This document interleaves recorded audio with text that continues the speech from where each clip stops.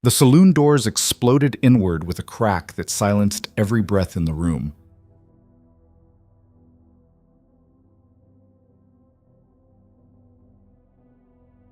Ronan Hale stood in the center of the Prairie Rose drinking house, his knuckles dripping crimson onto the sawdust floor.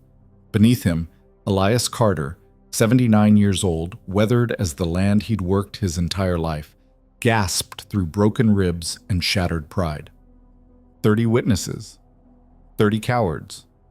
Not one moved. The old farmer had accepted a devil's wager: land one punch on Ronan or lose everything his family had built for 3 generations. He never came close. Now he was dying, and the town was watching it happen.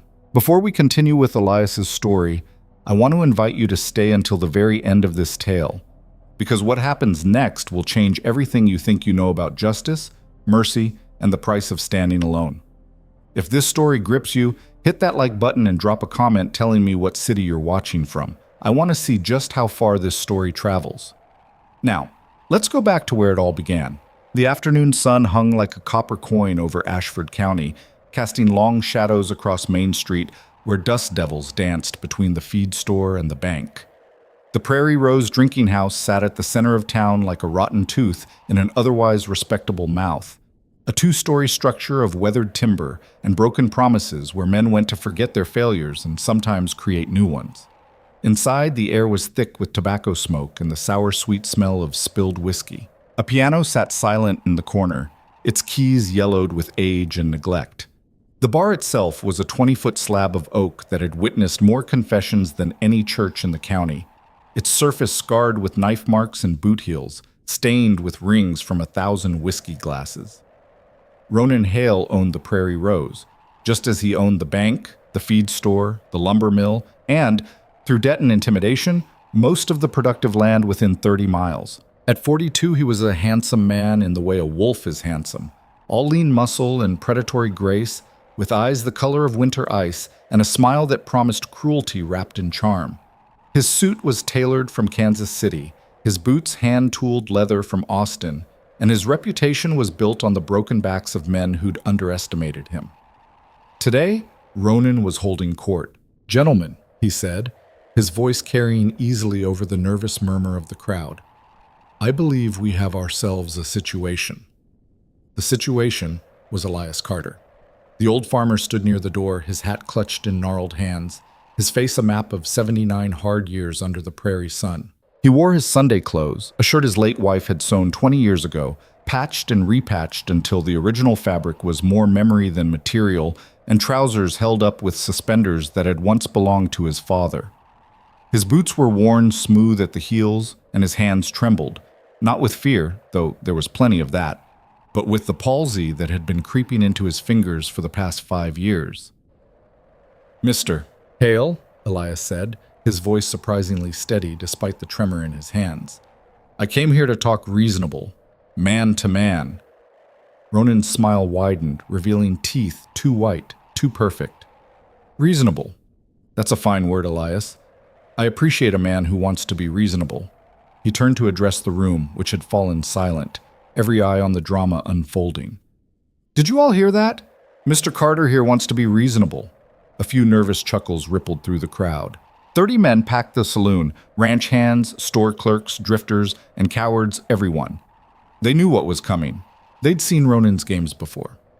"The thing is, Elias," Ronan continued, moving with the casual grace of a man completely in control, "reasonable men pay their debts. Reasonable men don't let their accounts run 6 months overdue." He picked up a ledger from the bar, letting it fall open with theatrical precision. $643.18. That's what reasonable looks like in numbers. Elias's weathered face went pale. "The harvest failed. You know that. Everyone knows that. The drought, Ronan interrupted, his voice sharp as a blade, is not my problem. The drought didn't borrow money. The drought didn't sign a note promising payment by October 1st. You did that, Elias. You and your mark right here." He tapped the ledger with one manicured finger. "I got 120 acres, Elias said, desperation creeping into his voice. "Good land. My father cleared that land with his own hands. Broke his back doing it. You can't just pay your debts?" Ronan's eyebrows rose in mock surprise. Well then, we do have a problem. He closed the ledger with a soft thump that sounded like a coffin lid. Because I've been more than patient, more than generous, and now my patience is exhausted. The bartender, a thick-necked man named Dutch, who'd been pouring whiskey in the Prairie Rose for 15 years, set down the glass he was polishing. His eyes held a warning that Elias either didn't see or chose to ignore. Give me until spring, Elias pleaded. I'll plant wheat, good wheat. I'll pay every cent, Mr. Hale, every cent with interest. Spring, Ronan laughed, a sound like wind through broken glass. You'll be 80 come spring, Elias. 80 years old and talking about planting wheat. He shook his head, still smiling that terrible smile. No, I don't think spring works for me. Then what? The words came out raw, stripped of pride. What do you want from me? Ronan's eyes glittered with something dark and eager. This was the moment he'd been building toward. The moment when a man's desperation became entertainment for 30 witnesses who would carry the story across the county, reinforcing Ronan Hale's reputation as a man you simply did not cross. I'll tell you what, Ronan said, his voice taking on the tone of a man making a generous offer. I'm a sporting man. I believe in giving a man a chance.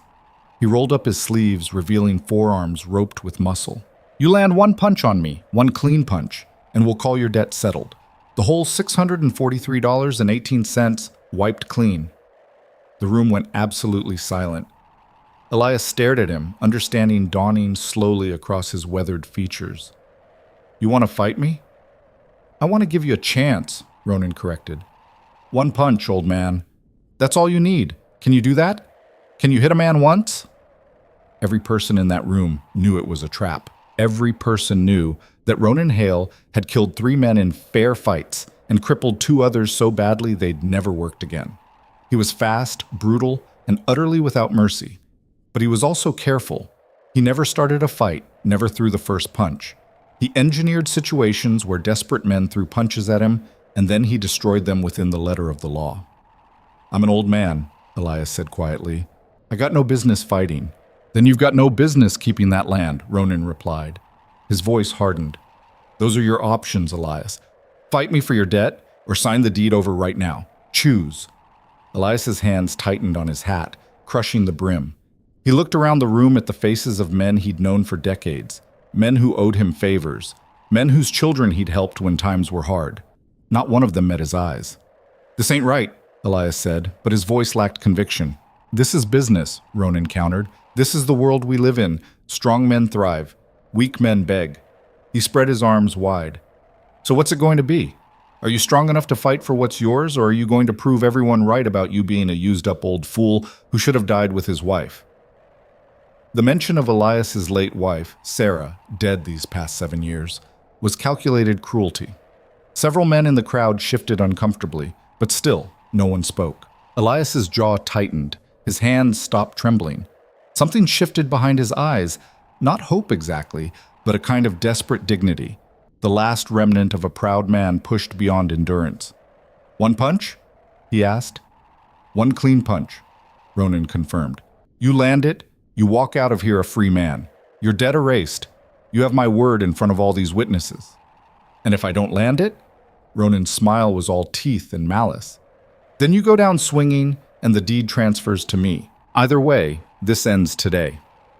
Elias set his hat carefully on a nearby table. He straightened his shoulders, pulling himself up to his full height, 5'9" in his boots, maybe 140 pounds soaking wet. Across from him, Ronan Hale stood 6'2" and 200 pounds of coiled violence. All right then, Elias said quietly. Let's get this done. The crowd pressed back, forming a rough circle. Someone muttered, Jesus Christ, and was immediately shushed.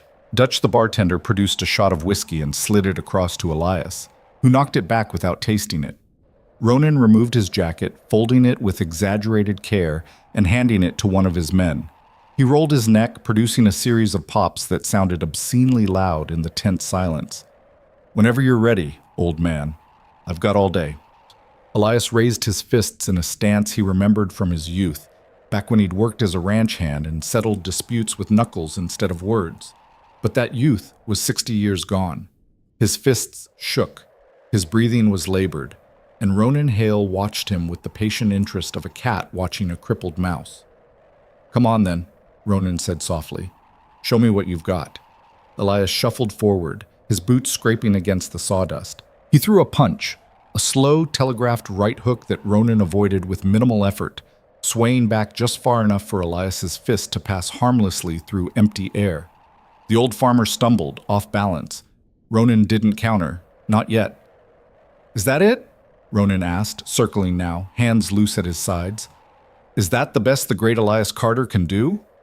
Elias steadied himself and tried again. A straight punch this time, putting his whole body behind it. Ronan sidestepped easily, and Elias's momentum carried him forward, nearly falling. "Pathetic," Ronan said, and there was genuine disappointment in his voice. "I expected more fight from a man protecting his legacy." Anger flashed across Elias's face. He came forward again, throwing a combination this time, left, right, left, none of them landing, all of them leaving him exposed and gasping for breath. Ronan caught his wrist mid-punch. "My turn," he said quietly. What happened next was systematic brutality. Ronan hit Elias in the solar plexus, a precise, devastating blow that collapsed the old man's diaphragm and left him gasping for air that wouldn't come. Before Elias could even register the pain, Ronan followed with a left hook to the ribs. Not wild, not angry, just coldly efficient. The sound of bone cracking was audible throughout the silent saloon. Elias tried to fall, but Ronan held him upright by his shirt. "Not yet," Ronan whispered. "We're not done." He drove his fist into Elias's stomach again, then released him. The old farmer crumpled to his knees, blood trickling from his mouth where he'd bitten through his tongue. Someone in the crowd, a young ranch hand named Tommy, who'd known Elias his whole life, took a half step forward. Ronan's eyes snapped to him, and the message was clear. "Interfere, and you're next." Tommy froze, then stepped back, shame coloring his face. Elias tried to stand, got one foot under him. His hands pressed against the sawdust, leaving bloody palm prints. "Stay down," someone muttered from the crowd. "For Christ's sake, stay down." But Elias pushed himself up, not all the way, just to his knees, then to a crouch. His breath came in wet, ragged gasps. Blood ran freely from his mouth and nose. One eye was already swelling shut, and still he raised his fists. "Stubborn old fool," Ronan said, but there was a hint of something else in his voice now. Irritation, maybe, or the faintest trace of respect for the old man's refusal to quit. "Fine. Let's finish this." He kicked Elias in the chest. The old farmer flew backward, hitting the floor hard enough to send a small cloud of sawdust into the air. His head bounced off the boards with a sickening crack. He lay there, motionless, his breathing shallow and irregular. Ronan walked over and stood above him, looking down at the broken body with clinical detachment. "Anyone want to check if he's still breathing?" he asked the room at large. Dutch came around the bar, kneeling beside Elias. He pressed 2 fingers against the old man's neck, feeling for a pulse. "He's alive," Dutch said quietly. "Barely." "Good enough," Ronan said. He pulled a document from his inside pocket, already prepared, already notarized, and laid it on the bar. "When he wakes up, if he wakes up, have him make his mark. The Carter place is mine now." He retrieved his jacket, shrugging it on with the same casual grace he'd shown throughout. Not a hair out of place, not even breathing hard. "Gentlemen," he said, addressing the room one final time, "let this be a lesson. In Ashford County, you pay your debts or you pay in blood. There is no third option."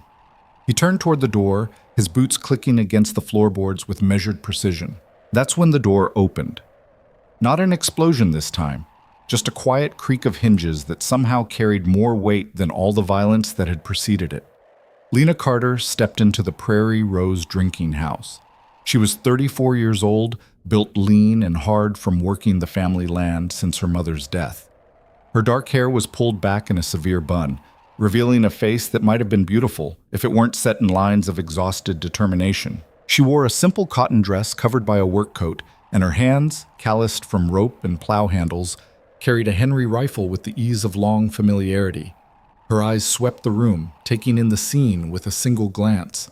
Her father broken on the floor, blood pooling beneath him.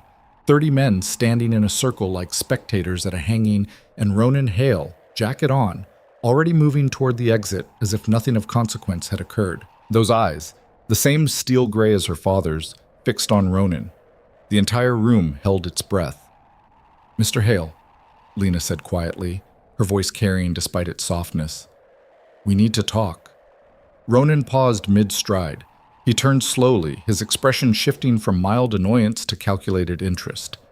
"Miss Carter, I wasn't expecting you." "I can see that." She moved to her father, kneeling beside Dutch without taking her eyes off Ronan. Her hand found Elias's, squeezing gently. The old man's fingers twitched in response. "Papa, can you hear me?" Elias's one good eye fluttered open. "Lena," he whispered, the word mangled by his broken mouth. "You shouldn't be here." "Hush now." She kept her voice steady, but her free hand tightened on the Henry rifle. "Don't you try to talk." Dutch stood, backing away quietly. He'd seen enough violence for one day and had no desire to be caught between Lena Carter and Ronan Hale. Ronan watched the scene with detached amusement. "Your father accepted a wager, Miss Carter, a fair wager, witnessed by every man in this room. He lost, that's all there is to it." "A fair wager," Lena's voice remained level, but something dangerous flickered behind her eyes. "A 79-year-old man with palsy in his hands, fighting a man 40 years younger who's killed 3 men in the ring. That's your definition of fair?" "He had a choice," Ronan said simply. "Pay his debt or fight for it. He chose to fight. Because you engineered a situation where those were his only options." Lena stood, positioning herself between Ronan and her father. "You're a predator, Mr. Hale. You circle the weak and the desperate, and you call it business." A few men in the crowd shifted uncomfortably. No one spoke. Ronan's smile never wavered. Strong words from a woman holding a rifle. "Are you planning to shoot me, Miss Carter? In front of 30 witnesses? Because I should tell you, that would make you a murderer, and the law tends to frown on murder." "I'm planning," Lena said carefully, "to take my father home, to get him to a doctor, and then you and I are going to have a conversation about that debt and about the future of the Carter place." "The Carter place belongs to me now," Ronan said, his voice hardening. "Your father signed it over when he accepted the wager. That's legally binding. He signed nothing. Yet." Ronan gestured to the document on the bar. "But he will. Or you will. One way or another, I'm walking out of here today with that deed." Lena's finger slid to the trigger guard of the Henry rifle. Not threatening, not quite, but the implication was clear. The room tensed. Ronan's eyes narrowed. "You don't want to do that, Miss Carter. You really don't." "Don't tell me what I want," Lena said softly. "You don't know a damn thing about what I want." For a long moment, they stood frozen, a tableau of violence waiting to happen. Ronan calculated odds. His pistol was inside his jacket, a 2-second draw. Her rifle was already in her hands, ready.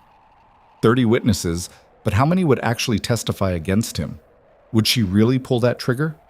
Behind Lena, Elias coughed, a wet, rattling sound that broke the tension like a stone through ice. Lena's eyes flicked to her father for just a second, but it was enough. The moment passed. Whatever violence had been building dissipated like smoke. "Take him home," Ronan said, his voice returning to that smooth, reasonable tone. "Get him comfortable." "But, Miss Carter..." He paused at the door, looking back over his shoulder. "This isn't over. That debt is still owed, and that land is still mine. You've bought yourself a few days, maybe a week. Use that time to make peace with reality." He walked out into the afternoon sunlight, leaving silence in his wake. Lena knelt beside her father again. "Can you stand, Papa?" "Can try," Elias whispered. She looked up at the 30 faces surrounding her, men who'd watched her father get beaten to death and done nothing, men who were doing nothing now. "Well," she said, her voice sharp as broken glass, "is anyone going to help me get him to the wagon, or are you all just going to stand there like you've been doing?" Shame colored several faces. Tommy, the young ranch hand, stepped forward finally. "I'll help, Miss Carter." "Thank you, Tommy." She softened slightly. "I appreciate it." Together, they got Elias to his feet, or what passed for his feet. The old man could barely support his own weight. Every breath was agony. His ribs were definitely broken, possibly his collarbone too. Blood continued to seep from his mouth and nose. They half walked, half carried him toward the door. The crowd parted like a sea, men who couldn't meet her eyes suddenly finding the floor fascinating. At the doorway, Lena paused. She turned back to face the room one final time.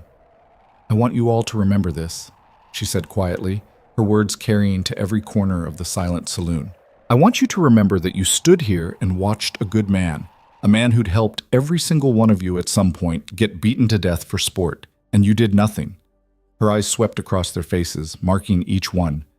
"When this is over, when Ronan Hale gets what's coming to him, I want you to remember that you chose his side, that you chose to be cowards."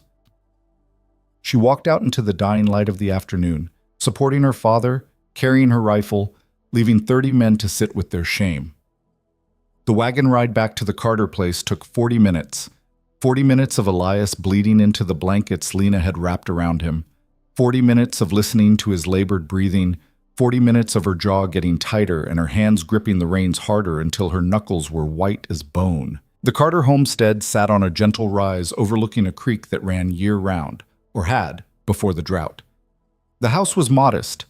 2 rooms built from local timber, a stone chimney her grandfather had laid, and a porch her father had added when Lena was born. The barn was larger than the house, testimony to a family that had always put their animals and equipment before their own comfort. Lena got her father inside, laying him on his bed as gently as she could. Each movement drew a groan of pain from the old man. "I'm going to get Doc Morrison," she said, covering him with a quilt her mother had sewn. Elias's hand shot out, gripping her wrist with surprising strength. "No," he gasped. "No doctor. Can't pay. Papa, listen to me." His one good eye fixed on her with desperate intensity. "Ronan, he's going to come for the land. Going to take everything. You need to leave tonight. Take whatever you can carry and go to your Aunt Margaret in Missouri before he... I'm not leaving," Lena said firmly. "Lena, I'm not leaving you, and I'm not letting that bastard take our land." She pulled her wrist free gently. "Now hush. Save your strength."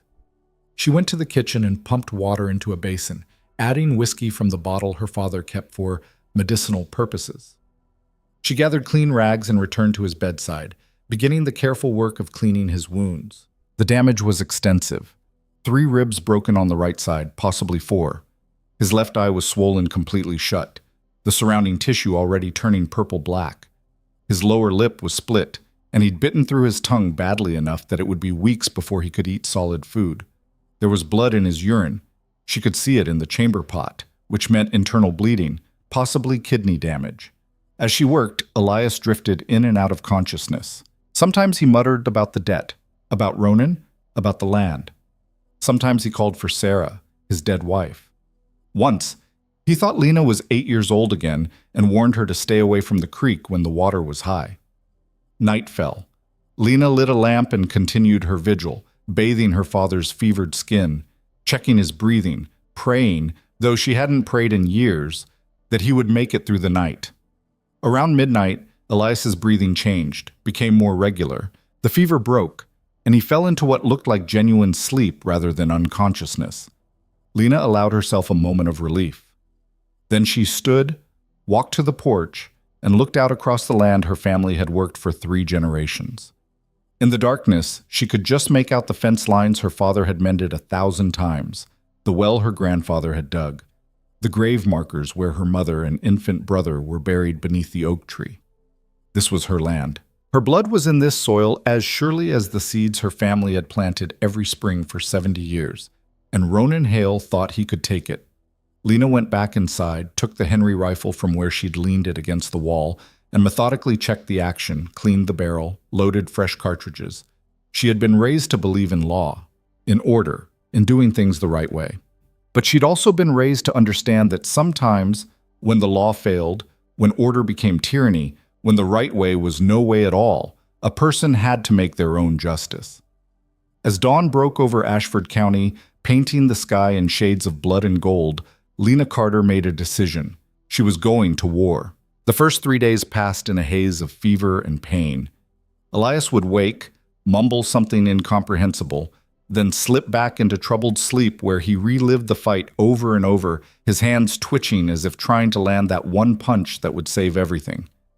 Lena stayed by his side, leaving only to tend the animals, to pump water, to heat broth that her father couldn't swallow. On the fourth morning, his fever finally broke for good. "Lena," he croaked, his voice raw as gravel. She was there instantly, water cup in hand. "I'm here, Papa. Don't try to talk yet." But he pushed the cup away with a trembling hand. "How long?" "4 days." "The land?" Lena's jaw tightened. "Still hours." Elias tried to sit up, managed to prop himself on one elbow before collapsing back with a groan. "Ronan, he'll come. Let him." Lena's voice carried an edge her father had never heard before. Something cold and final, like a blade sliding from its sheath. Elias studied his daughter's face, seeing things there that frightened him more than Ronan Hale ever could. "What are you planning?" "Nothing you need to worry about." She adjusted his pillows, avoiding his eyes. "You just focus on healing." Lena Marie Carter. He used her full name, the way he had when she was a child caught in mischief. "Look at me." She did, and what he saw there confirmed his fears. His daughter, his gentle, book-loving daughter, who'd spent her childhood nursing injured birds and crying over wildflowers, had the eyes of someone preparing for violence. "Don't do anything foolish," he said softly. "Please. We can leave. Start over somewhere else. Your Aunt Margaret." "Papa." Lena took his weathered hand in both of hers. "Mama's buried under that oak tree. Your parents are there too. Little James, 3 generations of Carters in that soil." Her voice remained steady, but her grip tightened. "We're not leaving, and we're not giving Ronan Hale one more damn thing." Before Elias could respond, the sound of hoofbeats carried through the open window. Lena was on her feet instantly, the Henry rifle in her hands before her father could even process the movement. She moved to the window, peering through the curtain. 3 riders approached the house at an easy trot, the morning sun glinting off their saddles and the pistols at their hips. Lena recognized them all, Dutch from the saloon, and 2 of Ronan's regular hired men, a scarred brute named Pike and a weasel-faced gunman everyone called Slim. "Stay in bed," Lena told her father. She walked to the door, stepping out onto the porch with the rifle cradled loosely in her arms. The riders reined up about 20 feet from the house. Dutch tipped his hat, looking uncomfortable. Pike and Slim just stared, their hands resting casually near their weapons. "Miss Carter," Dutch began, "Mr. Hale sent us to—" "I know why he sent you," Lena interrupted. "You can ride back and tell him my answer is no." Dutch shifted in his saddle. "You haven't heard the offer yet." "Don't need to. Whatever it is, the answer's no." Slim spat tobacco juice into the dirt. "Maybe you should listen before you go getting all high and mighty. Mr. Hale's being generous." "Mr. Hale," Lena said, her voice dropping to something dangerous, "beat my father half to death in front of 30 witnesses. That's not my definition of generous." "Your father accepted the wager," Pike said flatly. "Lost fair and square." "There was nothing fair about it, and you know it." Lena's finger moved to the trigger guard. "Now state your business or get off my land." Dutch cleared his throat. "Mr. Hale is willing to forgive the entire debt, all $643, in exchange for the property. Clean transfer, no hard feelings. You and your father get to walk away free and clear." "Walk away to where?" Lena asked. "We've got nothing but this land." "That's not Mr. Hale's concern," Slim said with a nasty grin. "He's being more than fair considering your daddy welched on the deal." Lena's eyes narrowed. "My father welched on nothing. He's lying in that house right now with 3 broken ribs and internal bleeding because Ronan Hale is a goddamn bully who gets his kicks beating old men." "Careful," Pike warned, his hand dropping to his pistol. "That's starting to sound like slander." "It's only slander if it isn't true." Lena raised the rifle slightly, not pointing it at anyone but making it clear she could in a heartbeat. "And we all know it's true." The 3 men exchanged glances. Dutch looked ready to leave. Pike looked ready to draw. Slim just kept grinning that nasty grin. "So that's your answer?" Dutch asked. "Final?" "That's my answer. Now get." Pike's hand twitched toward his gun. "Maybe we ought to—" The crack of Lena's rifle split the morning air. Dirt exploded between Pike's horse's front hooves, and the animal reared, nearly throwing him.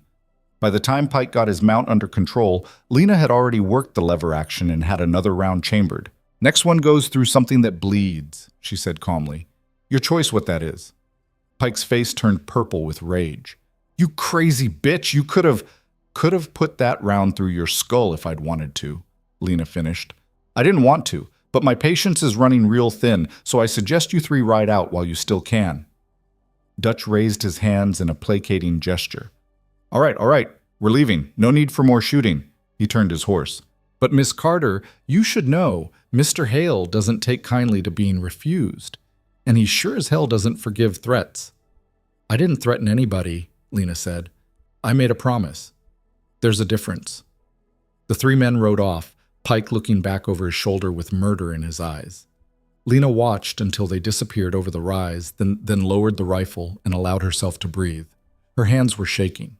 Behind her, the door creaked open. Elias stood there, one hand braced against the door frame, his face gray with pain and worry. That was foolish, he said quietly. Probably. Lena helped him back to bed. But it felt good. Over the next week, Lena fell into a routine born of necessity and determination. Mornings were for tending the animals and what little remained of their withered crops. The drought had been brutal.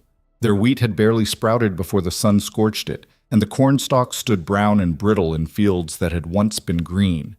But there were still chickens to feed, a cow to milk, horses to water and brush. Afternoons were for her father.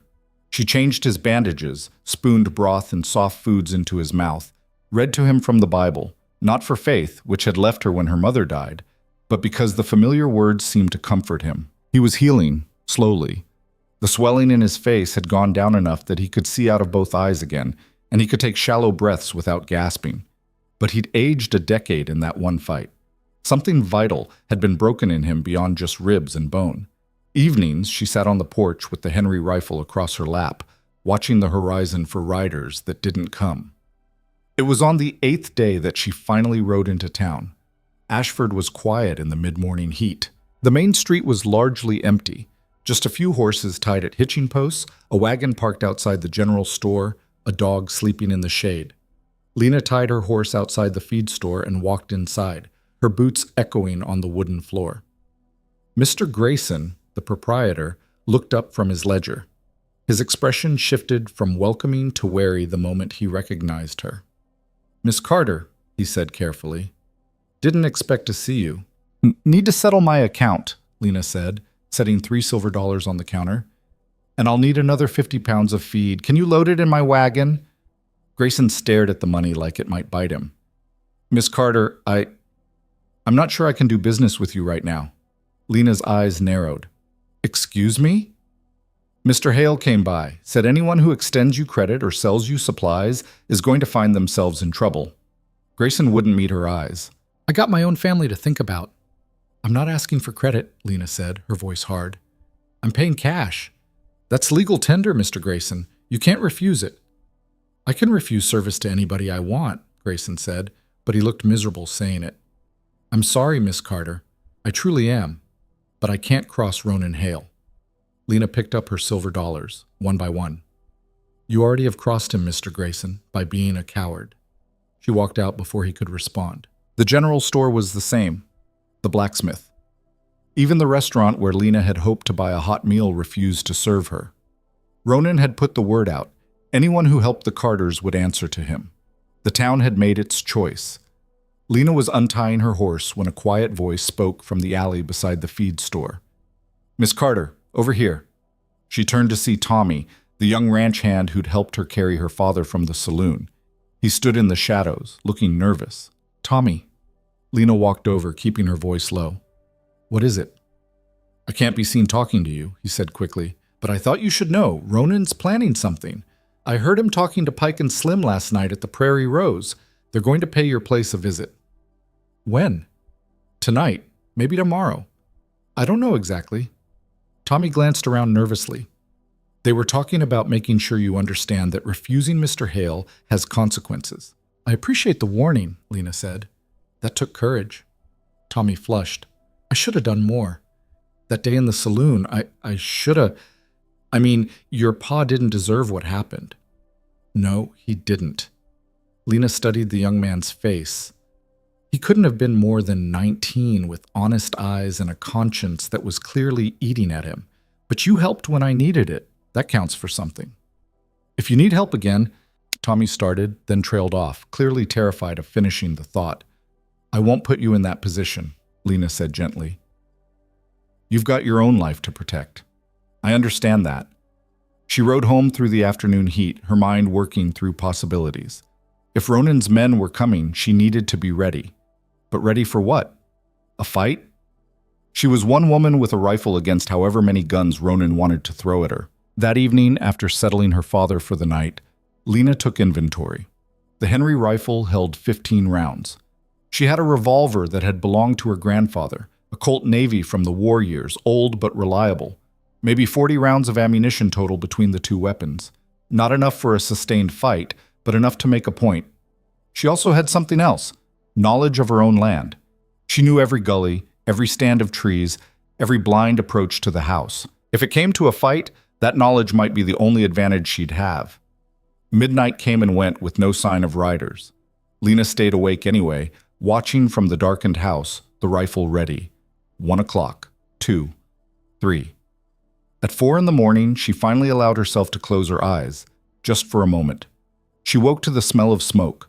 Lena was on her feet instantly, heart hammering. Gray light filtered through the windows, dawn or close to it. And somewhere something was burning. She ran to the window and her blood turned to ice. The barn was ablaze. Flames licked up the sides of the structure, consuming 70 years of history in minutes. She could hear the horses screaming inside, could see the orange glow reflecting off the water in the trough. Lena grabbed the rifle and ran outside. The heat hit her like a physical blow. The barn was fully engulfed now, the roof starting to collapse. If there was anyone inside, the horses. She'd put them in the barn last night because the heat had been oppressive and they needed shade. Without thinking, Lena ran toward the barn doors. The heat was incredible, the smoke choking. She got the doors open and immediately 2 horses bolted past her, their coats singed, eyes rolling white with terror. But there was a third horse, old Brandy, who'd been her mother's mare, trapped in the back stall. Lena plunged into the smoke, the rifle forgotten, her shirt pulled up over her mouth and nose. She could barely see, could barely breathe. The heat was searing her lungs. She found Brandy's stall, threw the latch, grabbed the terrified horse's halter. "Come on, girl, move!" Brandy reared, nearly trampling her. The mare was too frightened to think, too panicked to understand that Lena was trying to save her. A beam overhead cracked with a sound like a gunshot. Lena looked up just in time to see it falling. She threw herself sideways, dragging Brandy with her. The beam crashed down where she'd been standing, sending up a shower of sparks and embers. She hauled on Brandy's halter with everything she had. The mare finally broke through her panic and bolted, dragging Lena out of the barn in a stumbling run. They burst into the open air just as the roof collapsed completely, sending a column of sparks spiraling into the dawn sky. Lena fell to her knees, coughing, her lungs burning, her hands blistered from the hot leather of Brandy's halter. That's when she heard the laughter. She looked up through streaming eyes to see 3 figures on horseback, about 50 yards away, silhouetted against the rising sun. Pike, Slim, and another man she didn't recognize. They sat easy in their saddles, watching her barn burn like it was entertainment. Pike called out, his voice carrying across the distance. "That's what happens when you refuse Mr. Hale's generosity, Miss Carter. Consider it a preview." Rage exploded through Lena like a physical force. She scrambled to her feet, looking wildly for the rifle, but she dropped it inside the barn. It was gone, consumed by the flames along with everything else. The 3 men turned their horses and rode off, still laughing. Lena stood in the yard, watching everything her family had built for 3 generations turn to ash. The barn held not just animals, but tools, seed for next year's planting, her grandfather's old saddle, her mother's spinning wheel that Lena had been too sentimental to get rid of. All of it gone. Behind her, the door to the house opened. "Lena?" Her father's voice was weak, frightened. "What's happening?" She turned to see him standing in the doorway, his face ghost white, swaying on his feet. "Go back inside, Papa," she said, her voice flat, drained of emotion. "The barn is gone. Everything's gone." She walked past him into the house, moving like a woman in a dream. "Just go back to bed." "Lena, we can't stay here. They'll come back. Let them come." She went to the kitchen, pulled out her grandfather's old revolver, checked the cylinder. 6 rounds. She had maybe 30 more in a box somewhere. Let them all come. You can't fight them all yourself. Lena looked at her father, really looked at him. 79 years old, beaten within an inch of his life, standing in a nightshirt with his face still purple with fading bruises. He couldn't help her. No one in town would help her. She was alone. I know, Papa, she said quietly.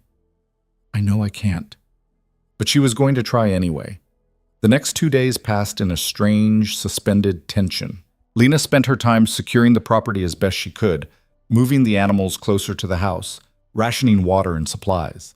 She barely slept, catching minutes here and there while sitting in a chair by the window, the revolver in her lap. Elias watched her with growing despair. His daughter was slipping away from him, transforming into something hard and dangerous that he didn't recognize. On the third day after the barn burning, a lone rider approached the house. Lena raised her pistol, sighting down the barrel, then lowered it in surprise. It was Dutch. The bartender rode slowly, his hands visible and empty, a white cloth tied to his saddle horn in a gesture of truce. He stopped at a respectful distance. Miss Carter, he called, I'd like to talk if you're willing. Talk from there, Lena responded, stepping onto the porch. Dutch nodded. Fair enough. He shifted in his saddle. I came to tell you that Mr. Hale is willing to make one final offer. He'll pay you $500 cash for the land. That's more than fair market value, especially considering the condition it's in now. My land's not for sale. Miss Carter, Lena, please think about this. $500 is enough to start over somewhere else, to take care of your father, to have a life. I have a life. Here, Dutch sighed, looking genuinely pained. You don't, though. Not anymore. Ronan's going to take this land one way or another. The only question is whether you walk away with something or lose everything. I've already lost everything, Lena said.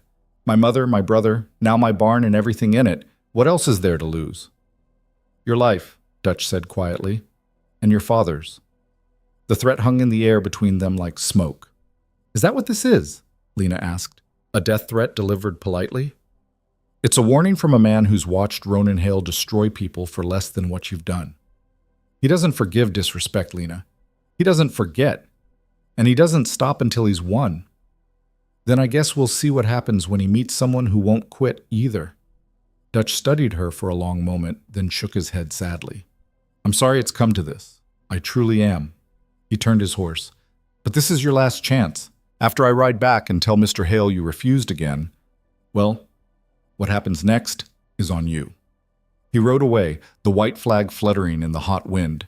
Lena watched him go, then went inside where her father sat at the kitchen table, his hands trembling around a cup of cold coffee. You should take the money, he said without looking at her. You should take it and go. I'm dying anyway, Lena. These injuries, I can feel it. I'm not going to last the winter. Don't say that. It's true. He finally met her eyes. I can feel my body failing. But you're young. You've got your whole life ahead of you. Don't throw it away for land that's already lost. Lena sat across from him, taking his trembling hands in her own steady ones. Papa, listen to me. If we give Ronan Hale this land, we're saying that might makes right. We're saying that bullies win. We're saying that good people who work hard and try to do the right thing don't matter. She squeezed his hands gently. Is that what you want to teach me? Is that the lesson of your life? Elias's eyes filled with tears. I want to teach you to survive. That's all. Just survive. Mama didn't survive, Lena said softly. James didn't survive. Your parents didn't survive. Nobody survives forever, Papa. The only question is what we do with the time we have. And I'm not spending mine running from men like Ronan Hale. That night, as darkness settled over the Carter homestead, Lena sat on the porch and thought about her mother. Sarah Carter had been a strong woman, stronger than people gave her credit for. She'd buried 2 children before James, had survived floods and drought and the daily grinding hardship of frontier life. And she'd always maintained that there were things worth more than survival: dignity, honor, standing up when it would be easier to fall down. I hope I'm making you proud, Mama, Lena whispered to the darkness. The stars offered no answer, but somewhere in the distance she heard the sound of hoofbeats. Multiple horses moving fast. Lena stood, her hand dropping to the revolver at her hip. She counted the sounds. 4 horses, maybe 5. They were coming. She had perhaps 2 minutes to prepare. She ran inside, grabbed the box of ammunition, stuffed her pockets. She checked the revolver again, fully loaded. She had the element of surprise if they thought she was unarmed after losing the rifle in the fire. "Papa," she called softly, "get under the bed. Now." "Lena, now!" Elias moved as quickly as his broken body would allow, wedging himself under the bed frame. Lena threw a quilt down to hide him, then moved to the window. 5 riders approached through the darkness, moving at a steady trot. As they drew closer, she recognized Pike and Slim. The other 3 were strangers, hired guns probably, brought in special for this. They stopped about 30 yards from the house. Pike called out, his voice thick with whiskey and malice. "Miss Carter, we know you're in there. Mr. Hale sent us to make you a final offer." Lena didn't respond. She stood in the shadows just inside the doorway, the revolver held down at her side, her heart hammering but her hands steady. "Come on out and let's talk civilized," Slim shouted. "Or we can do this the hard way. Your choice." Still Lena remained silent. The men exchanged glances. One of the strangers, a tall man with a drooping mustache, dismounted and started walking toward the house. "We're coming in, Miss Carter," Pike announced. "Better be ready to be reasonable." The tall man reached the porch steps. 2 more dismounted and followed him. Pike and Slim stayed on their horses, probably thinking they could control the situation from there. The tall man's boot hit the first step. Lena stepped into the doorway, the revolver raised. "That's far enough," she said quietly. The man froze, his eyes going wide as he found himself staring down the barrel of a Colt Navy revolver held by a woman who looked like she knew how to use it. "Now hold on," he started. "I said that's far enough. Step back. All of you." The 3 men on foot exchanged looks. Behind them, Pike and Slim shifted in their saddles. "You gonna shoot all 5 of us?" Pike called. "With that 6-shooter? "Won't need to shoot all of you," Lena replied. "Just the first few. The rest will run. Cowards always do." Slim laughed, but it sounded forced. "Big talk from a woman alone." "I'm not alone. I've got Smith, Wesson, and 4 of their friends." She cocked the hammer with an audible click. "Now get off my land!" For a moment it could have gone either way. The tall man on the porch looked ready to back down. One of the others had his hand on his gun but seemed uncertain. Then Pike made his decision. "Take her," he ordered. Everything happened at once. The tall man lunged for Lena's gun. She pulled the trigger. The shot was deafening in the enclosed space of the porch, and the man screamed, stumbling backward, clutching his shoulder. The other 2 men on foot scattered, one diving behind the water trough, the other running for his horse. Lena fired again, aiming for Pike. The bullet passed close enough to his head that he felt the wind of it, and his horse reared, dumping him in the dirt. Return fire erupted from 3 different directions. Wood splintered from the doorframe next to Lena's head. She dropped low, fired twice more, one shot going wide, the other catching Slim's horse in the flank. The animal bucked wildly, throwing Slim to the ground. 3 rounds left. Lena scrambled back inside, slamming the door. Bullets punched through the thin wooden walls, sending splinters flying. She belly-crawled across the floor to the other window, rose just enough to fire through it. Another scream told her she'd hit something. 2 rounds left. Outside, she could hear Pike shouting orders. The firing stopped momentarily as the men regrouped. Lena used the brake to reload, her fingers fumbling with the cartridges. She got 4 rounds loaded before Pike's voice rang out again. "Burn it!" he shouted. "Burn the whole goddamn thing!" Through the window, Lena saw one of the men running toward the house with something in his hand. A torch, she realized. They were going to burn her out the same way they'd burned the barn. She aimed carefully and fired. The man with the torch went down, the burning brand flying from his hand to land harmlessly in the dirt. But now they knew she was at that window. Concentrated fire erupted, forcing her back. Glass shattered, bullets thudded into the walls. She scrambled to the other side of the room, fired blindly through the broken window. Heard cursing, but no screams. How many rounds left? She'd lost count. "Lena!" Her father's voice, terrified from under the bed.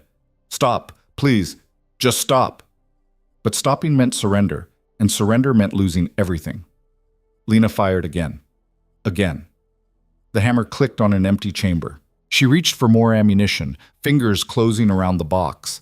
The front door exploded inward, kicked off its hinges. Pike stood silhouetted against the night, his face a mask of blood and rage, his pistol trained on Lena's chest. "Drop it," he snarled.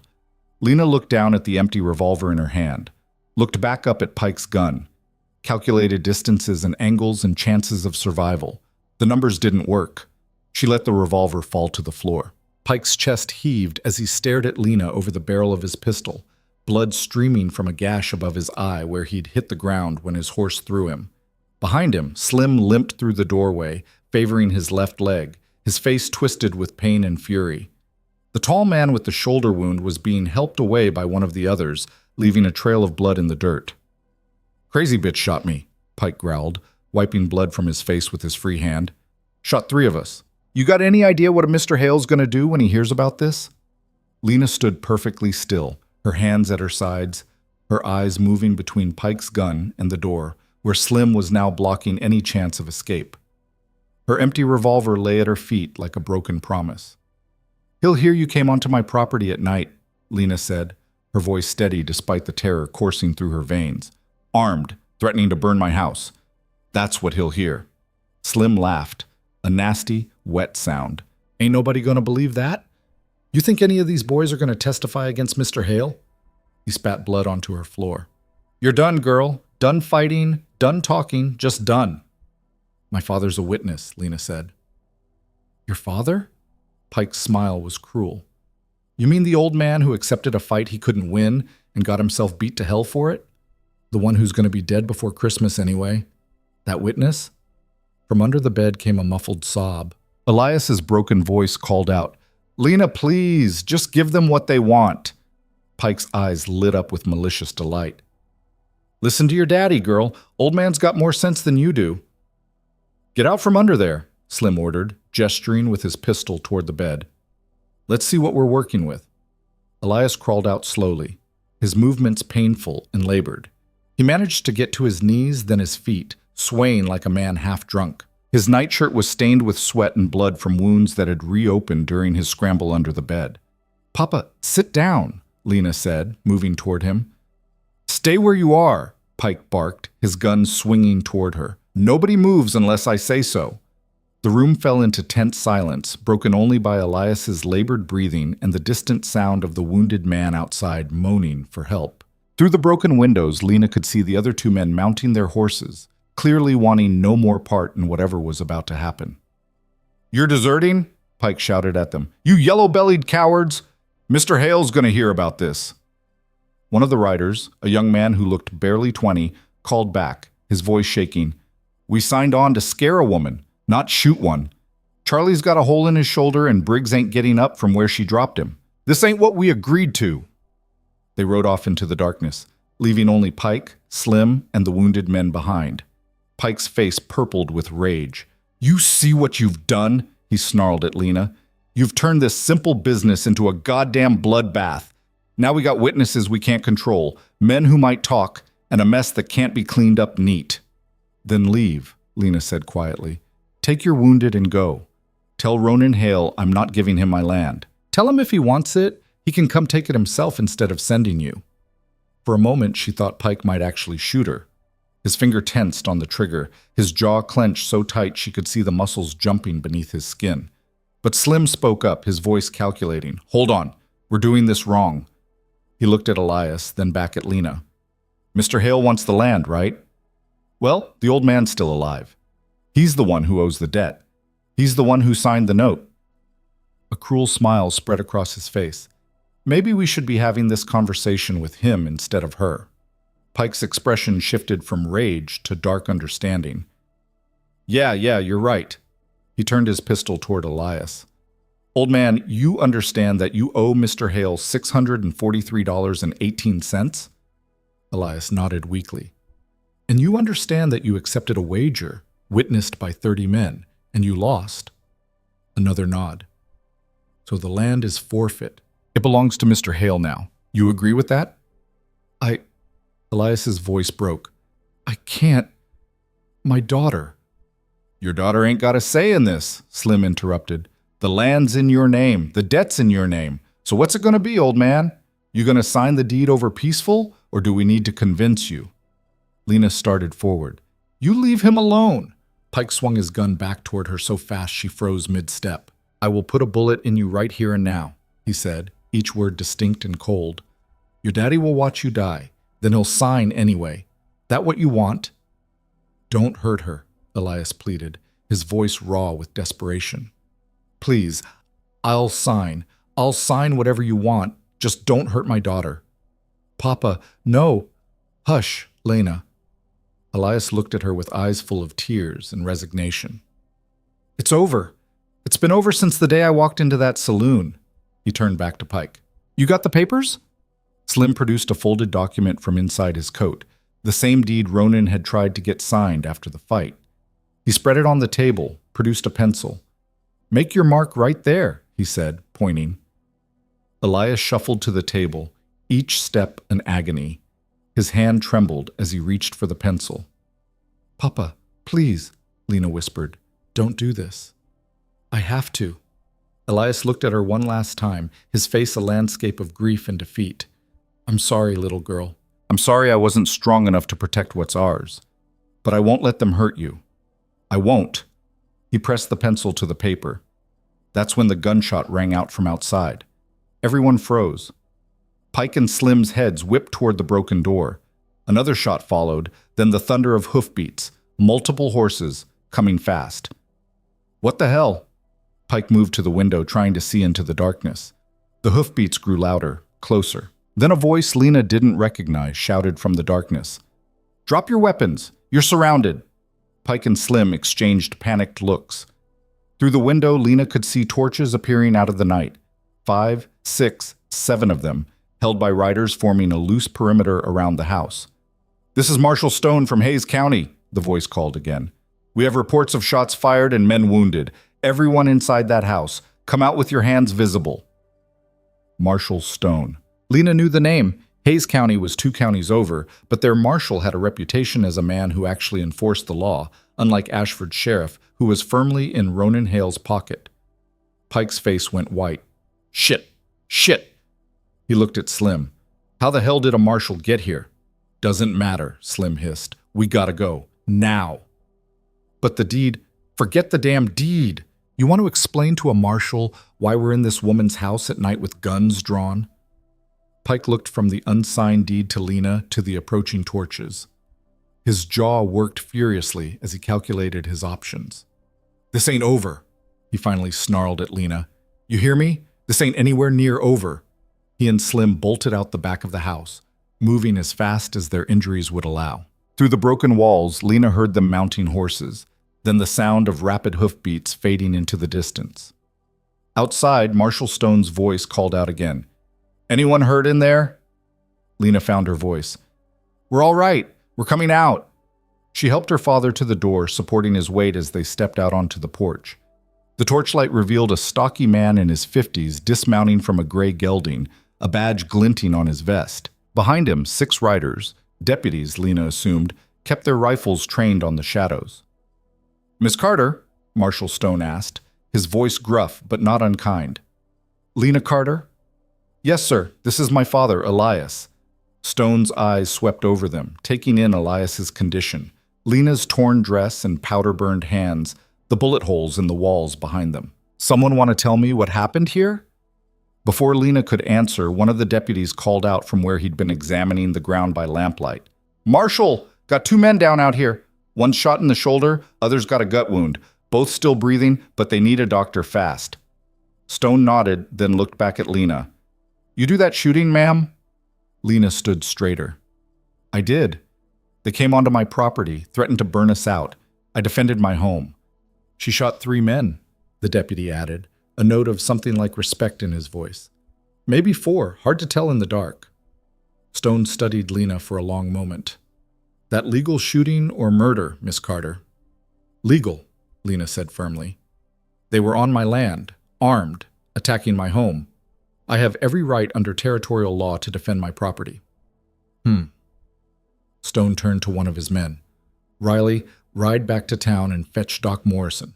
Tell him we got wounded men here need tending. He looked back at Lena. Now suppose you tell me the whole story. Start at the beginning." They moved inside and Lena told it all.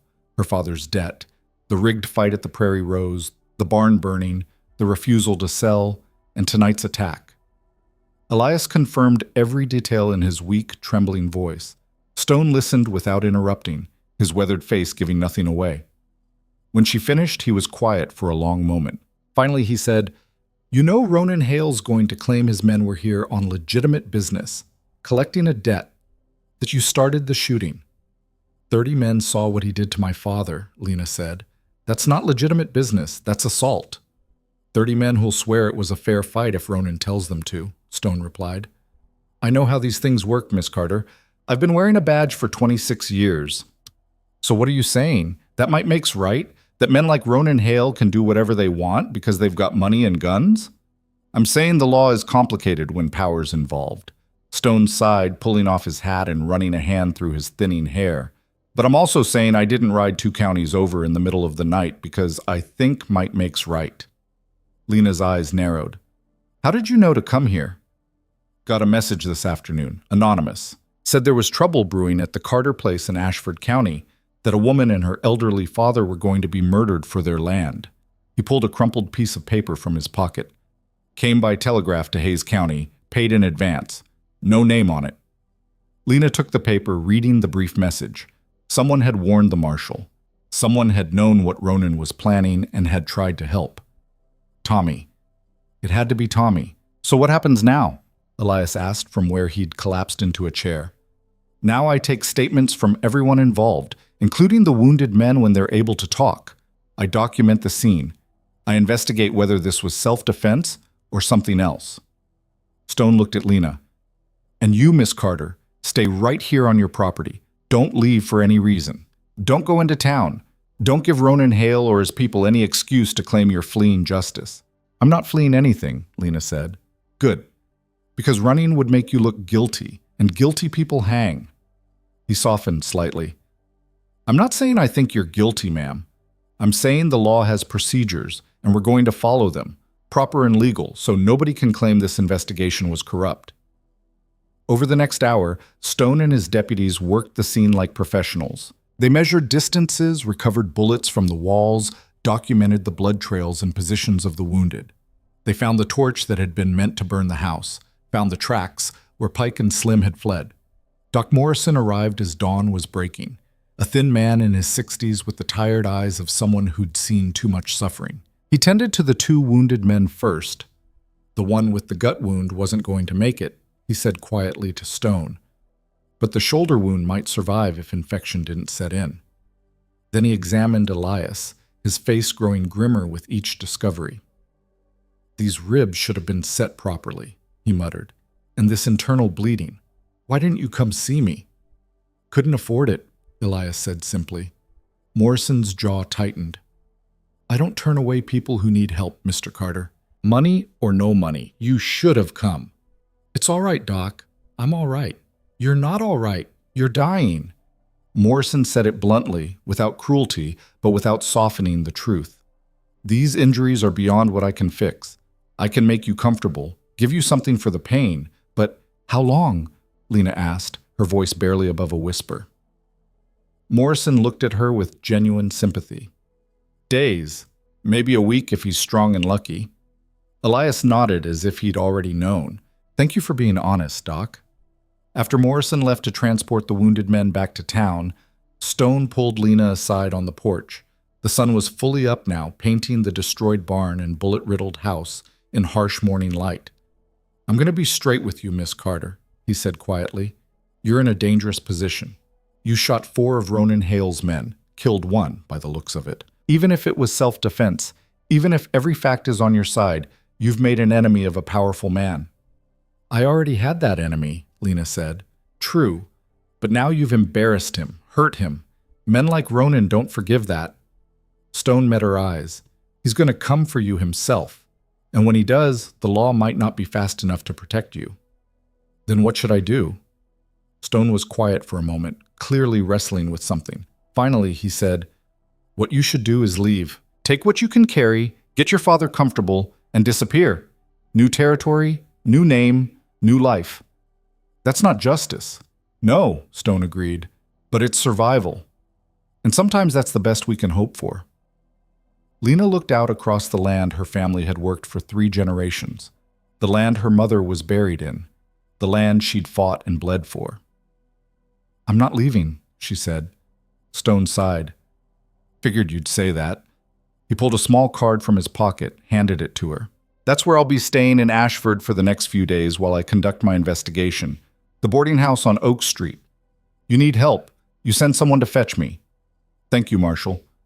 Don't thank me yet. I haven't done anything but complicate your situation.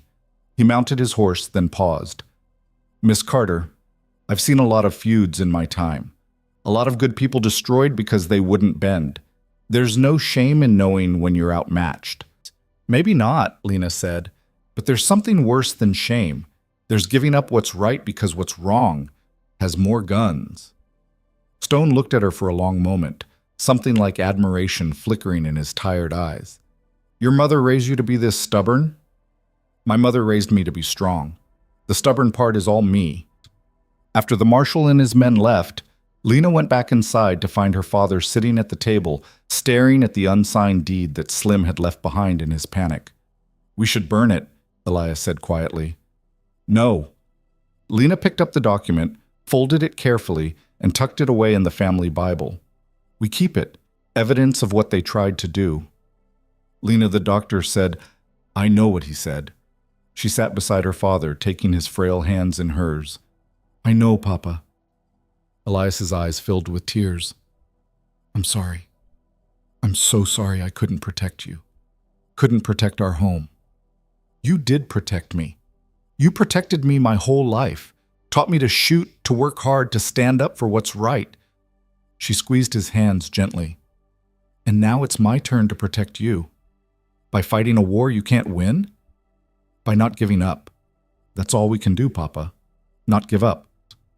They sat together in the bullet-riddled house as morning light streamed through the broken windows, father and daughter holding on to each other and the last remnants of their dying dream. The next 2 days were strange and tense. Word of the shootout had spread through Ashford County like wildfire, growing more dramatic with each retelling. Some versions had Lena killing 6 men. Others had her fighting off a dozen. All of them agreed on one thing. She'd stood her ground when Ronan Hale's men came calling, and she'd made them bleed for it. The town's reaction was mixed. Some people, particularly the women, began to see Lena differently, not just as a victim of circumstance, but as something more dangerous and unpredictable. A few even began to quietly express admiration for what she'd done. But others, especially those who owed Ronan money or depended on his goodwill, viewed her as a troublemaker who'd upset the natural order of things. She'd made Ronan look weak, and that weakness reflected on everyone under his power. Marshal Stone conducted his investigation with professional thoroughness. He interviewed the wounded men, who surprisingly corroborated Lena's story. Probably, she thought, because lying to a marshal was different than lying to a county sheriff. He documented everything, filed reports, and made it clear that in his judgment, the shooting was justified self-defense. But he also made it clear that his jurisdiction ended at the county line, and soon he'd have to return to Hayes County. On the 3rd day after the shootout, Lena was in the barn, or what remained of it, salvaging what she could when she heard a horse approaching. Her hand went instinctively to the new rifle she'd bought with the last of her money, but she relaxed when she saw it was Tommy. The young ranch hand dismounted quickly, looking nervous. Miss Carter, I can't stay long, but I had to warn you. Warn me about what? Ronan's planning something big. He's been meeting with men, hired guns from outside the county. Professionals. Tommy's voice shook. They're saying he's going to make an example of you. When? I don't know exactly, but soon. Before Marshal Stone leaves. Tommy grabbed her arm urgently. You need to go, Miss Carter. You need to run while you still can. Lena looked at the young man's earnest, frightened face. It was you, wasn't it? You sent that telegraph to Marshal Stone. Tommy's face flushed. I couldn't let them just murder you. Not without trying to do something. You probably saved our lives, mine and my father's. But I couldn't save your barn, couldn't stop the shootout. I wasn't brave enough to... You were brave enough, Lena interrupted. Courage isn't about being unafraid. It's about doing the right thing even when you're terrified. You did that, Tommy. You stood up. Tears welled in the young man's eyes. I wish I could do more. I wish I could help you fight him. You've helped enough, more than enough. She touched his shoulder gently. Now go, before someone sees you here and you end up on Ronan's bad side too. After Tommy left, Lena stood in the ruins of her barn and faced the hard truth. War was coming, and she was going to fight it alone. That night, she prepared. She cleaned and loaded both her new rifle and her grandfather's revolver. She inventoried her ammunition, 60 rounds total, which would have to be enough. She checked the sight lines from the house, identified positions where she could shoot from cover, planned escape routes if the house became indefensible. Elias watched her from his bed. His breathing labored, his skin the color of old paper. You're planning to kill him, he said. Not a question. I'm planning to survive. Lena, if you kill Ronan Hale, even in self-defense, they'll hang you. The town won't let you get away with it. Too many people depend on him. Maybe. Lena didn't look up from checking her rifle's action. Or maybe when people see that he can bleed, that he can be beaten, they'll find their courage again. That's not how the world works. Then maybe it's time the world worked differently. Elias was quiet for a long moment. Then, your mother would be so proud of you and so terrified. Lena finally looked at him, her eyes shining with unshed tears. I'm terrified too, Papa, but I'm doing it anyway. That's what makes you brave. They didn't speak of it again that night. Elias drifted in and out of fevered sleep, and Lena kept watch from the porch, her rifle across her lap, waiting for the war she knew was coming. It came 3 nights later. Lena was half dozing in her chair when the sound of hoofbeats jolted her awake. Not the thunder of a group this time, just a single horse, moving at an easy walk. Through the darkness, she saw a lone rider approaching, a white flag tied to a pole he carried. As he drew closer, lamplight revealed his face. Ronan Hale. He rode alone, dressed in his fine suit, unarmed as far as Lena could see. He stopped about 20 feet from the house, the white flag hanging limp in the still night air. Miss Carter, he called out, his voice smooth and conversational. I believe we need to talk. Lena stood, rifle raised, her heart hammering. You've got a lot of nerve coming here. I've got a flag of truce. Civilized people respect that. Ronan smiled that terrible smile. I'm not here to fight. I'm here to offer you one last chance. I'm not interested in your offers. You should be. Because this one's generous beyond measure. Ronan leaned forward in his saddle. I'm willing to forgive everything. The debt, the shootings, all of it. I'll even pay you market value for the land. $500 cash. You and your father walk away free and clear, no hard feelings, no revenge. Clean slate. Why would you do that? Because, Miss Carter, you've become more trouble than you're worth. You've shot my men, attracted the attention of outside law, and turned yourself into a symbol of resistance that's making my business difficult. His smile faded. I want this over, cleanly, legally, with no more bloodshed. You mean before Marshal Stone makes things even more complicated for you? The Marshal will be gone in 2 days. But yes, I'd prefer to settle this while outside eyes are watching. Keeps everything legitimate. Lena studied him in the lamplight, trying to understand the angle. Ronan Hale didn't make generous offers without reason. What's the catch? She asked. No catch, just simple business. You want to keep fighting? We can do that. I'll bring 20 men next time, 30 if I need to. Eventually you'll run out of bullets or luck, and when you do, I'll take the land anyway. But it'll be messy, expensive, and someone else might die. He spread his hands. Or you can be smart. Take the money, start over somewhere else, and let this all end peacefully. My father's dying. I know, Doc Morrison talks. All the more reason to take the deal. Get him somewhere comfortable for his final days instead of hiding in this bullet-riddled house waiting for the next attack. Lena wanted to refuse immediately, wanted to spit in his face and send him away. But something stopped her. Maybe it was exhaustion. Maybe it was the weight of her father's labored breathing from inside. Maybe it was the knowledge that Ronan was right. She couldn't win a war of attrition against a man with unlimited resources. I need time to think, she said finally. You have until dawn tomorrow. After that, the offer expires, and we do this the hard way. Ronan turned his horse. Choose wisely, Miss Carter. Not everything worth fighting for is worth dying for. He rode away, the white flag fluttering behind him, leaving Lena alone with an impossible choice. Lena didn't sleep that night. She sat on the porch steps as darkness gave way to the gray promise of dawn, the rifle across her knees, turning Ronan's offer over in her mind like a coin that would never land on the right side.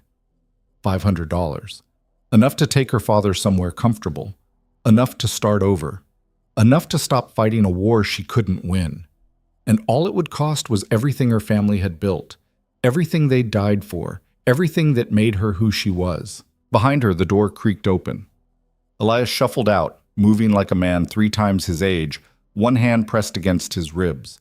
He lowered himself onto the step beside her with a groan that he tried to suppress. "You should be resting," Lena said without looking at him. "Been resting. Doesn't help." His breath rattled in his chest. "You gonna take his offer?" "I don't know." They sat in silence as the sun crept over the horizon, painting the ruined barn and scarred earth in shades of gold and amber. A mockingbird sang somewhere in the distance, oblivious to human troubles. "When your mother and I first came here," Elias said quietly, "this was nothing but raw prairie. No house, no barn, no fences. Just grass and sky and more work than seemed possible for 2 people." He smiled faintly at the memory. Sarah wanted to give up after the first winter. Snow came early that year, caught us living in a tent because we hadn't finished the house. She cried for 3 days straight, said we should go back east where people had sense. But you stayed. We stayed. Because Sarah figured out something important. Giving up felt worse than suffering. She said she'd rather die trying to build something than live knowing she'd quit. Elias looked at his daughter. "You got her spine, Lena. Her fire. And I'm proud of that. But she also knew when to bend so she wouldn't break. You think I should take the money? I think you should consider what fighting will cost. Not just you, but everyone around you." He gestured weakly at the land. "This dirt doesn't care who owns it. It'll grow crops for Ronan Hale, same as it did for us. But it won't mean the same thing." "No," Elias admitted. "It won't." Lena stood, walking to the edge of the porch. The sun was fully up now, burning away the morning chill. In a few hours, Ronan's deadline would expire. "I keep thinking about that day in the saloon," she said. 30 men standing there, watching you get beaten to death. Not one of them moved. Not one spoke up. And I realized something, Papa. Ronan doesn't just own land. He owns people. Their courage, their dignity, their self-respect. He's taken all of it and locked it away. And everyone's so scared of losing what little they have left that they've forgotten how to stand up. That's not your fight to fix. Maybe not. But if I walk away, if I take his money and run, I'm proving him right. I'm proving that fear wins, that bullies always get their way if they're just brutal enough. She turned to face her father. And I can't live with that. I'd rather die fighting than spend the rest of my life knowing I had a chance to stand up and chose not to. Elias's eyes filled with tears. You're so much like her. Sometimes it hurts to look at you. You remind me so much of Sarah. Then you know I can't take his offer. I know. He wiped his eyes with a trembling hand. I just wish it didn't have to be this way. So do I, Papa. So do I. The hours crawled by. Lena spent them checking her weapons, reinforcing what little cover remained around the house, filling every bucket and basin with water in case of fire. She moved with mechanical efficiency, her mind strangely calm now that the decision was made. Around noon, Marshal Stone rode up, his face grave. Miss Carter, he said, dismounting. Word around town is that Ronan made you an offer last night. He did. And? I'm refusing it. Stone closed his eyes briefly, his weathered face sagging with something that looked like defeat. Miss Carter, I'm leaving tomorrow. Once I'm gone, there's nothing stopping him from doing whatever he wants. I know. Then you also know you're signing your own death warrant. Maybe, or maybe I'm making a stand that needs to be made. Lena met his eyes steadily. Marshal, you've been doing this job for 26 years.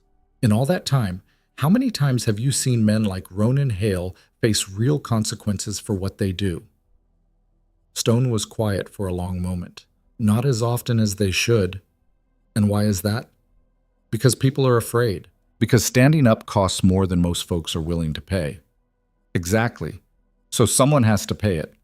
Someone has to show that it's possible to stand against men like him, even if the odds are impossible. That's a noble sentiment, Miss Carter. But nobility doesn't stop bullets. No, Lena agreed. But sometimes it inspires other people to load them.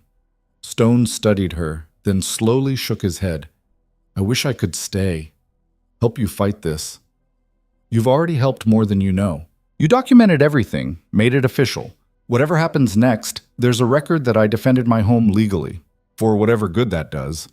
Stone remounted his horse. I'll be in town until dawn tomorrow. If you change your mind, send word.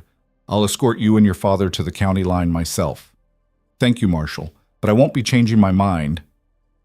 After Stone left, the afternoon stretched long and tense. Lena watched the road, expecting Ronan's men to appear at any moment. But the deadline came and went with no sign of riders. The waiting was worse than fighting. As evening fell, Lena helped her father to the table and heated the last of their soup. They ate in silence, both aware that this might be their final meal together. The weight of that knowledge hung between them like smoke. Lena, Elias said finally, setting down his spoon. If things go bad tonight, don't. If things go bad, he continued firmly, I want you to know that I forgive you. Forgive me for what? For being stubborn, for not taking the easy way out, for choosing principles over survival. His eyes glistened.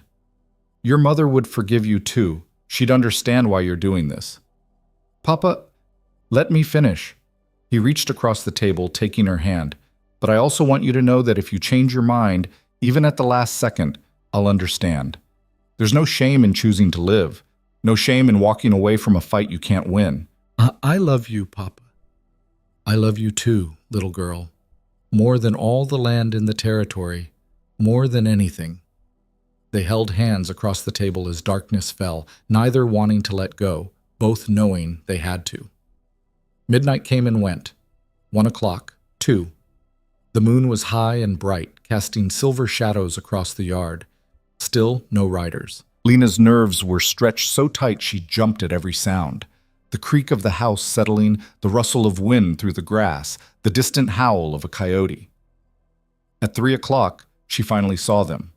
Not riding up the road this time.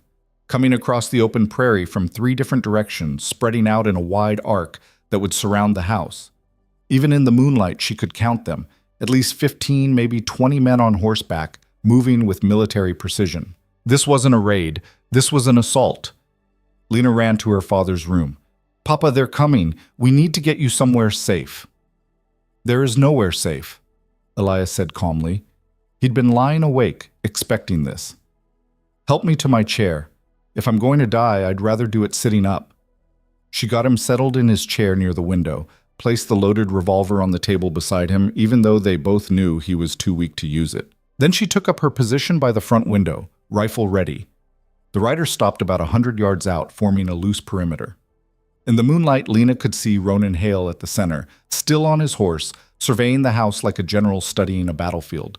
His voice carried across the distance. Miss Carter, your deadline has passed. This is your final chance to surrender the deed peacefully. Lena didn't respond.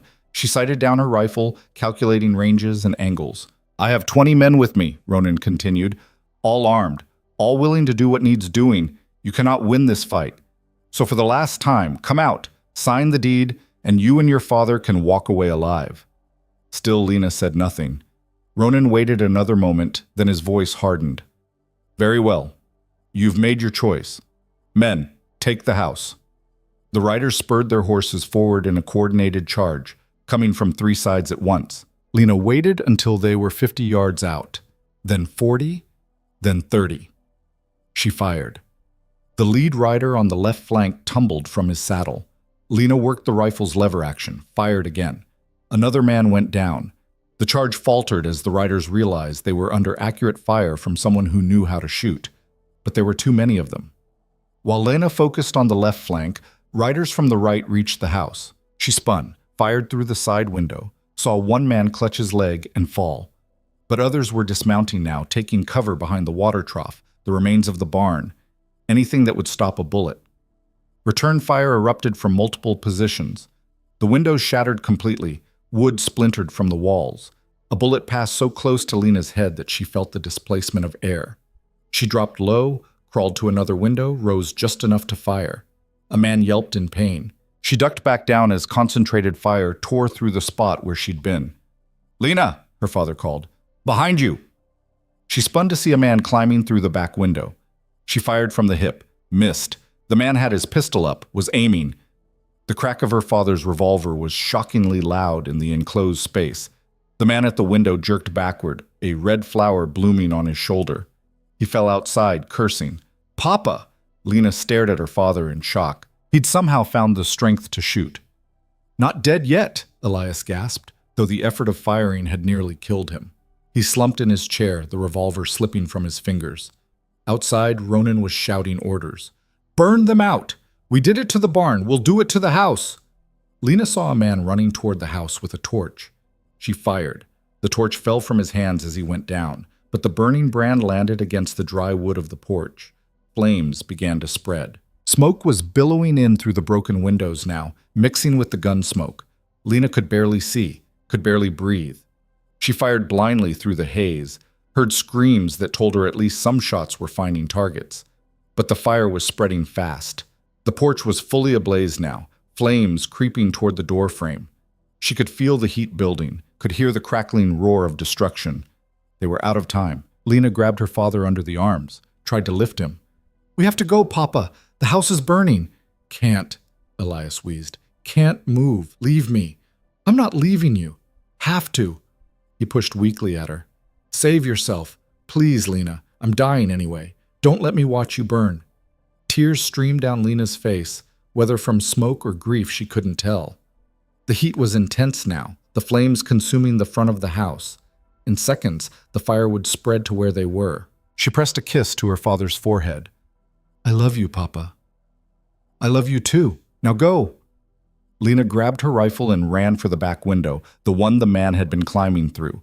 She dove through it as the ceiling behind her erupted in flames. She hit the ground hard, rolled, came up firing. 3 men were between her and the open prairie. She dropped the first with a shot to the chest, the second with one through the leg. The third raised his hands in surrender. Lena ran. Behind her, the house was a pillar of flame now, lighting up the night like a beacon. She could hear Ronan shouting, could hear men chasing her. Bullets whipped through the air around her head. She made it to a small gully about 200 yards from the house, threw herself down into it. The gully was maybe 3 feet deep, not much cover, but better than nothing. She rolled onto her back, gasping for breath, and worked the rifle's lever action. Click. Empty. She'd lost count of her shots in the chaos. Now the rifle was useless. She dropped it, pulled her grandfather's revolver from her belt. 6 rounds. That was all she had left. Footsteps approached the gully. Men calling to each other, coordinating their search. "She went this way. Spread out. Find her. Don't kill her yet. Boss wants her alive." Lena lay perfectly still in the gully, the revolver held in both hands, her heart hammering so hard she was sure they could hear it. The footsteps drew closer. A man appeared at the edge of the gully, his silhouette backlit by the burning house. He looked down, saw her. Lena fired. The man fell backward without a sound, but now they knew where she was. 3 more men rushed the gully from different angles. Lena fired twice more, saw 1 man go down, maybe 2. The hammer clicked on an empty chamber. Out of bullets. Out of options. Hands grabbed her, hauling her up out of the gully. Someone wrenched the empty revolver from her grip. Someone else hit her across the face, snapping her head back. "Got her!" one of the men shouted. "We got the bitch!" They dragged her back toward the burning house, or what remained of it. The structure was collapsing now, the walls caving in, sending columns of sparks spiraling into the night sky. The heat was so intense they couldn't get within 50 feet. Ronan Hale sat on his horse, watching the destruction with satisfaction. When he saw Lena being brought to him, his smile widened. "Miss Carter," he said pleasantly, "I wish you'd taken my generous offer. Would have saved us all considerable trouble." Lena spat blood at his feet. "Go to hell." Ronan's smile didn't waver. "Hold her," he ordered his men. They forced Lena to her knees. Ronan dismounted, walking over to stand in front of her. The firelight danced across his face, making him look demonic. "Your father's in there," he said, gesturing at the inferno. "Burning alive because of your stubbornness. How does that feel?" "He's already dead," Lena said, her voice steady despite the tears streaming down her face. "You killed him weeks ago in the saloon. The fire just finished what you started." Always so dramatic. Ronan pulled a document from his coat, the deed. It was singed at the edges, but still intact. "This land is mine now. Has been since your father accepted that wager. But I'm a fair man. I'll give you one last chance to make your mark, officially transfer ownership, and I'll let you walk away." "Never. Then you'll die here. Tonight. And no one will ever know what happened to Lena Carter. Just another tragedy of frontier life." He produced a pen. "Last chance." Lena looked up at him, meeting his ice-blue eyes with her own steel-gray ones. "You can take my land. You can kill me. But you'll never own what you took, Ronan. Every acre will be stained with what you did here. Every dollar you make from it will be blood money. And someday, maybe not today, maybe not this year, but someday, someone will make you answer for it." Ronan's smile finally faded. Brave words from a woman on her knees. He turned to his men. "Pike, you want to finish what she started?" Pike stepped forward, his face twisted with hatred and pain from the wounds Lena had given him. He drew his pistol, cocked the hammer. "Any last words?" he asked. Lena looked past him, past Ronan, past all of them to the burning house where her father had died, where 3 generations of Carters had lived and loved and struggled. She thought of her mother, buried under the oak tree, of her brother, dead before he could walk, of her father, who taught her to stand up even when standing meant falling. "Yeah," she said quietly. "I've got last words." She looked directly at Ronan. "You better kill me clean, because if I survive this, I'm coming for you, and I won't stop until one of us is dead." Ronan laughed. "Bold threat from a dead woman." He nodded to Pike. "Do it." Pike raised his pistol, pressing it against Lena's temple.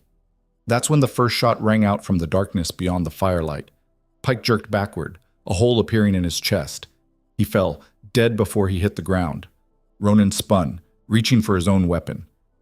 "What the—" More shots erupted from multiple directions. The men holding Lena released her, scrambling for cover as bullets whipped through their ranks. Riders appeared out of the darkness. 5, 6, 7 of them, firing with deadly accuracy. Ronan's men returned fire, but they were disorganized, confused, caught completely by surprise. Lena didn't waste the opportunity. She rolled away from the fighting, scrambling for the gully where she dropped her rifle. Empty, but maybe... Her fingers found the revolver Pike had taken from her. It was empty too, but one of the fallen men near the gully had a pistol on his belt. She grabbed it, checked the cylinder. 4 rounds. Better than nothing. She rose from the gully to chaos. Ronan's men were scattering, some trying to fight, most just trying to escape. The mysterious riders were everywhere, moving with the precision of experienced fighters. In the firelight, she caught glimpses of faces. Tommy. The young ranch hand was one of the riders, a rifle in his hands and determination on his face. Mr. Grayson from the feed store, who'd refused to serve her.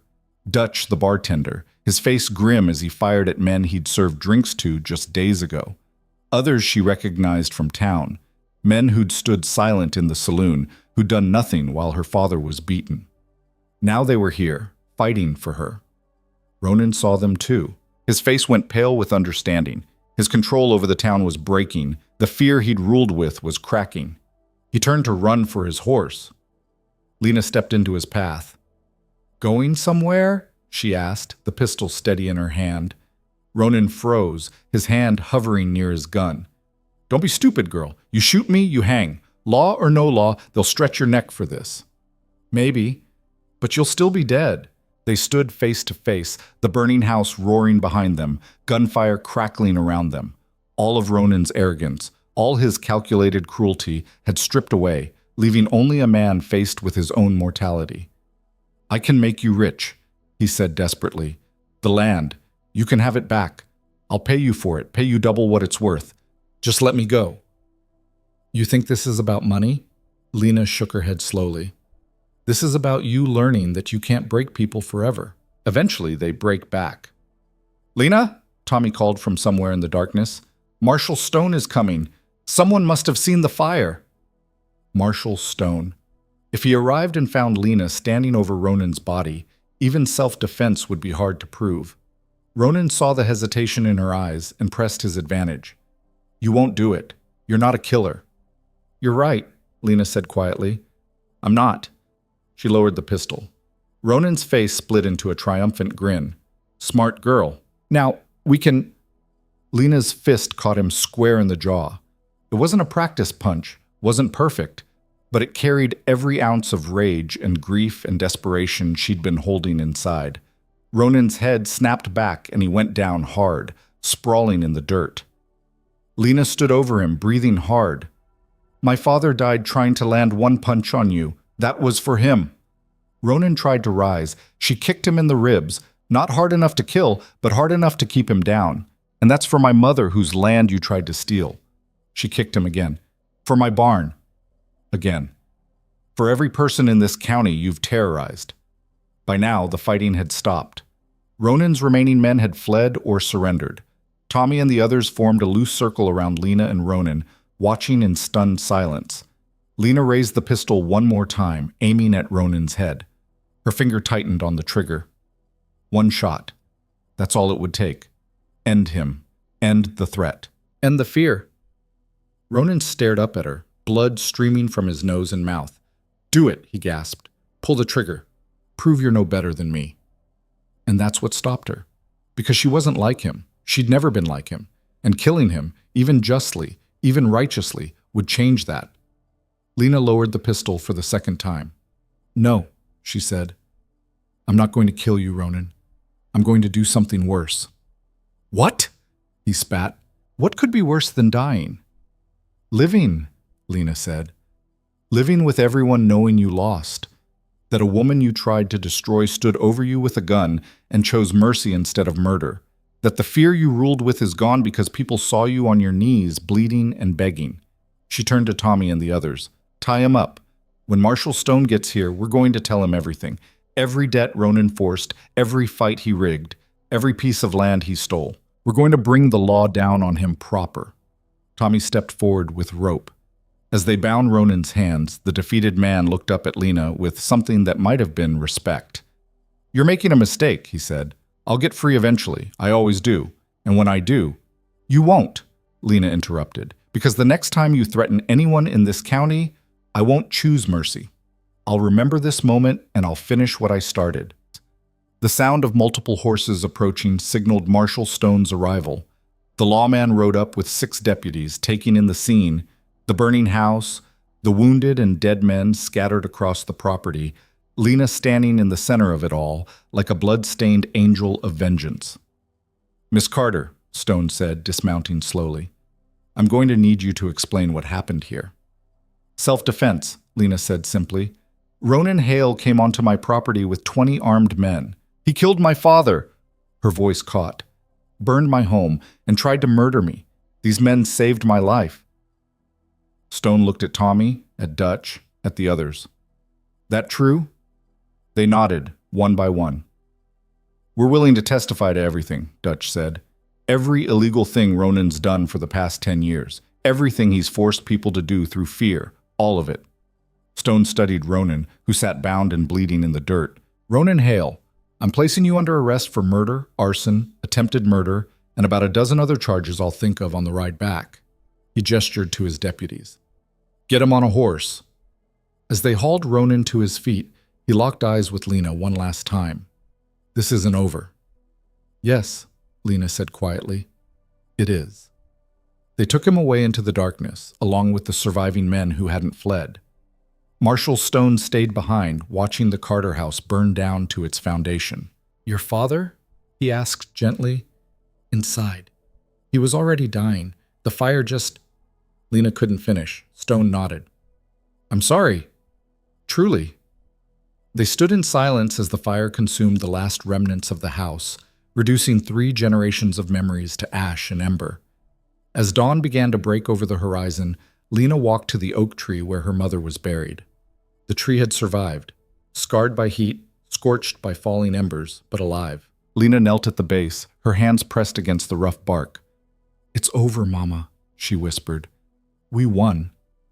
I don't know what we won exactly, but we didn't lose. We didn't give up. Behind her, Tommy approached hesitantly. Miss Carter, we're going to stay. Help you rebuild if you want.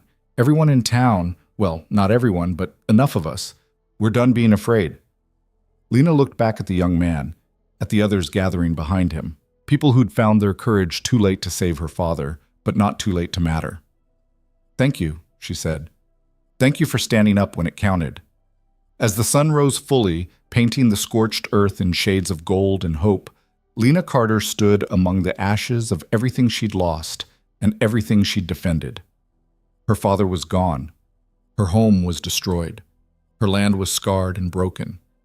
But she was still standing, and somehow that felt like enough. The days that followed moved with the strange, suspended quality of a dream that might turn nightmare at any moment.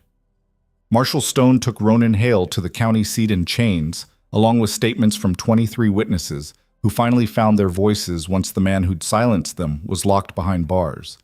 The charges mounted like cordwood: extortion, assault, arson, attempted murder, and a dozen violations of territorial law that Stone had documented with meticulous care. But Lena barely registered any of it. She spent the first 3 days after the fire sitting beneath the oak tree where her mother was buried, staring at the blackened foundation where her house had stood. The townspeople brought her food she didn't eat, blankets she didn't use, words of comfort that couldn't penetrate the wall of grief surrounding her. Tommy built her a small shelter from salvaged lumber, just enough to keep the rain off. Dutch and Mr. Grayson retrieved what could be saved from the ruins, a cast-iron pot. Her mother's Bible somehow unburned though smoke-stained, a few tools that had survived in the stone root cellar. It wasn't much. It was barely anything.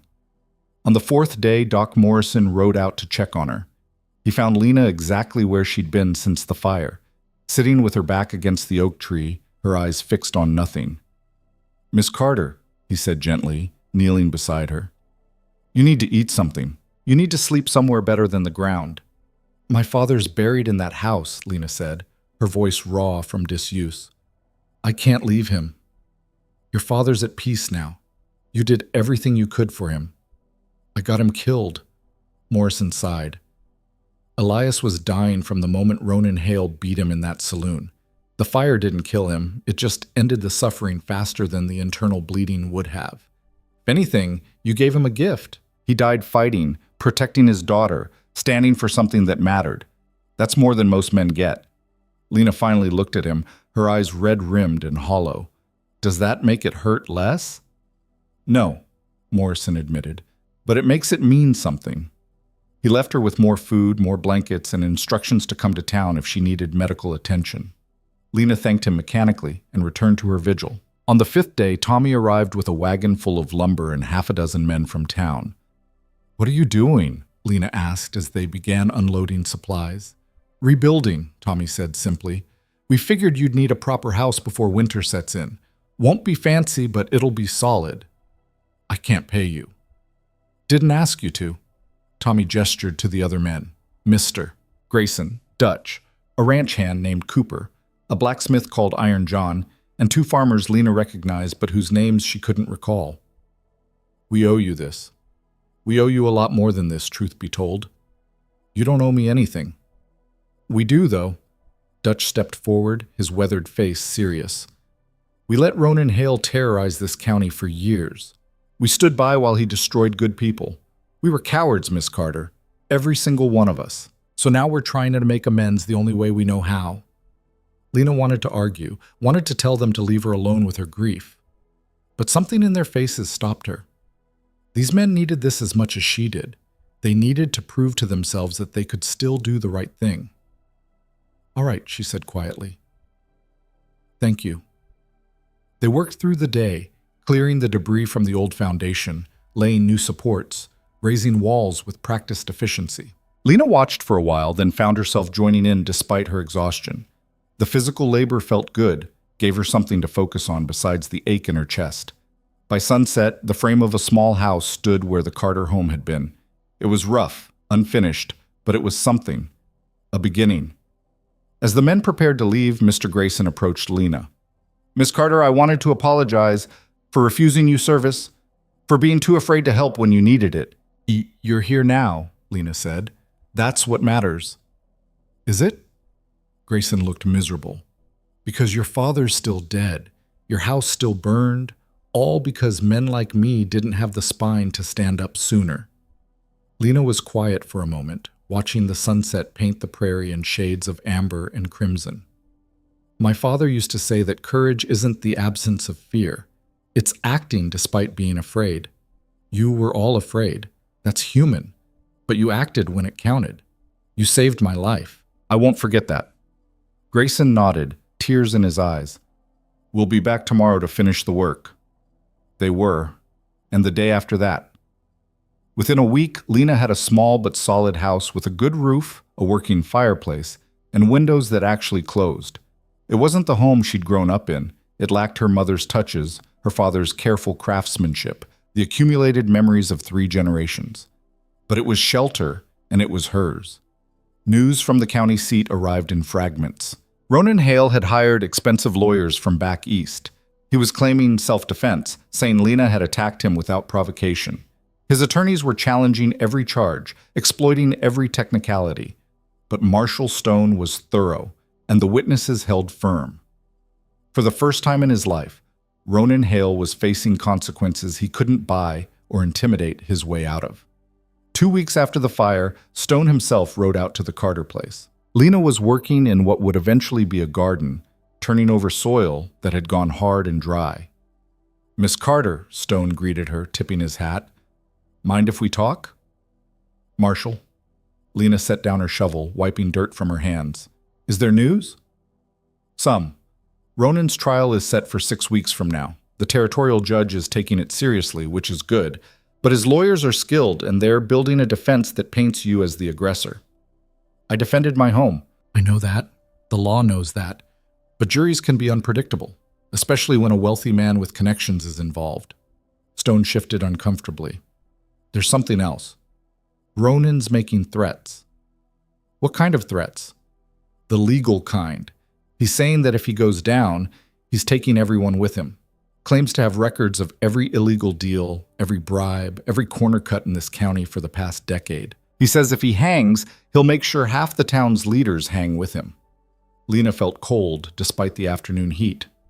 "Is he bluffing?" "Probably not. A man like Ronan keeps insurance." Stone met her eyes. "Some people in town are getting nervous, thinking maybe it would be better if certain charges were dropped, certain testimonies forgotten." "Are you asking me to back down?"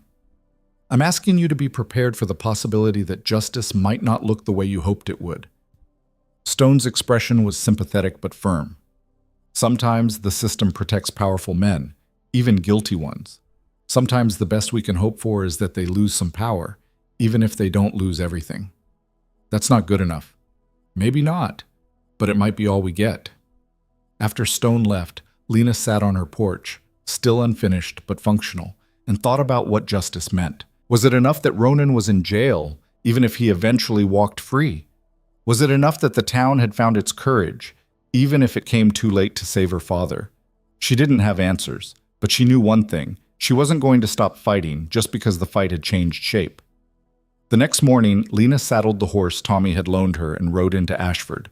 It was the first time she'd been to town since the fire, and she could feel eyes on her as she passed, some sympathetic, some curious, some openly hostile. She tied her horse outside the Prairie Rose and walked inside. The saloon fell silent the moment she entered. Every face turned toward her. Dutch stood behind the bar, his expression unreadable. "Miss Carter," he said carefully, "wasn't expecting you." "I need to talk to everyone," Lena said, her voice carrying across the room. "Everyone who witnessed what happened to my father in this room. Now's not really the time. Now's exactly the time." Lena walked to the center of the floor, to the spot where her father had fallen. "I know some of you are scared. I know Ronan's making threats about taking people down with him. But I need you to understand something. If we let fear win now, everything we fought for means nothing." A man near the back spoke up, one of the ranchers who'd been there that day. "Easy for you to say, Miss Carter. You don't have a family to protect. Some of us got wives, children. We can't risk them for revenge." "This isn't revenge," Lena said. "This is justice. There's a difference." The result's the same if our families suffer for it. Lena looked around the room at the faces of men she'd known her whole life. My father stood in this room and fought a battle he couldn't win because he thought it was the right thing to do. He lost. He died. And I watched it happen knowing I couldn't save him. Her voice strengthened. But you know what? He died standing up. He died refusing to be broken. And that mattered. It mattered to me, it mattered to him. And whether you want to admit it or not, it matters to this town. Fine words, another man said, but words don't feed children. Neither does living under a tyrant. Lena's eyes flashed. You think if we let Ronan win now, things will go back to normal? They won't. Men like him don't forget. They don't forgive. And the next time someone crosses him, and there will be a next time, it'll be worse. Because he'll know that fear works. That threats work. That all he has to do is squeeze hard enough and everyone crumbles. Dutch spoke up from behind the bar. She's right. I've been thinking about this for weeks. If we back down now, we prove that nothing's changed. We prove that one man with enough money and meanness can still run roughshod over everyone else. But if we stand firm, Lena continued, if we testify and tell the truth and refuse to be intimidated, then maybe, just maybe, we change something. Not just for us, but for everyone who comes after, for your children, for the future of this county. The room was quiet. Men exchanged glances, weighing their fears against their consciences.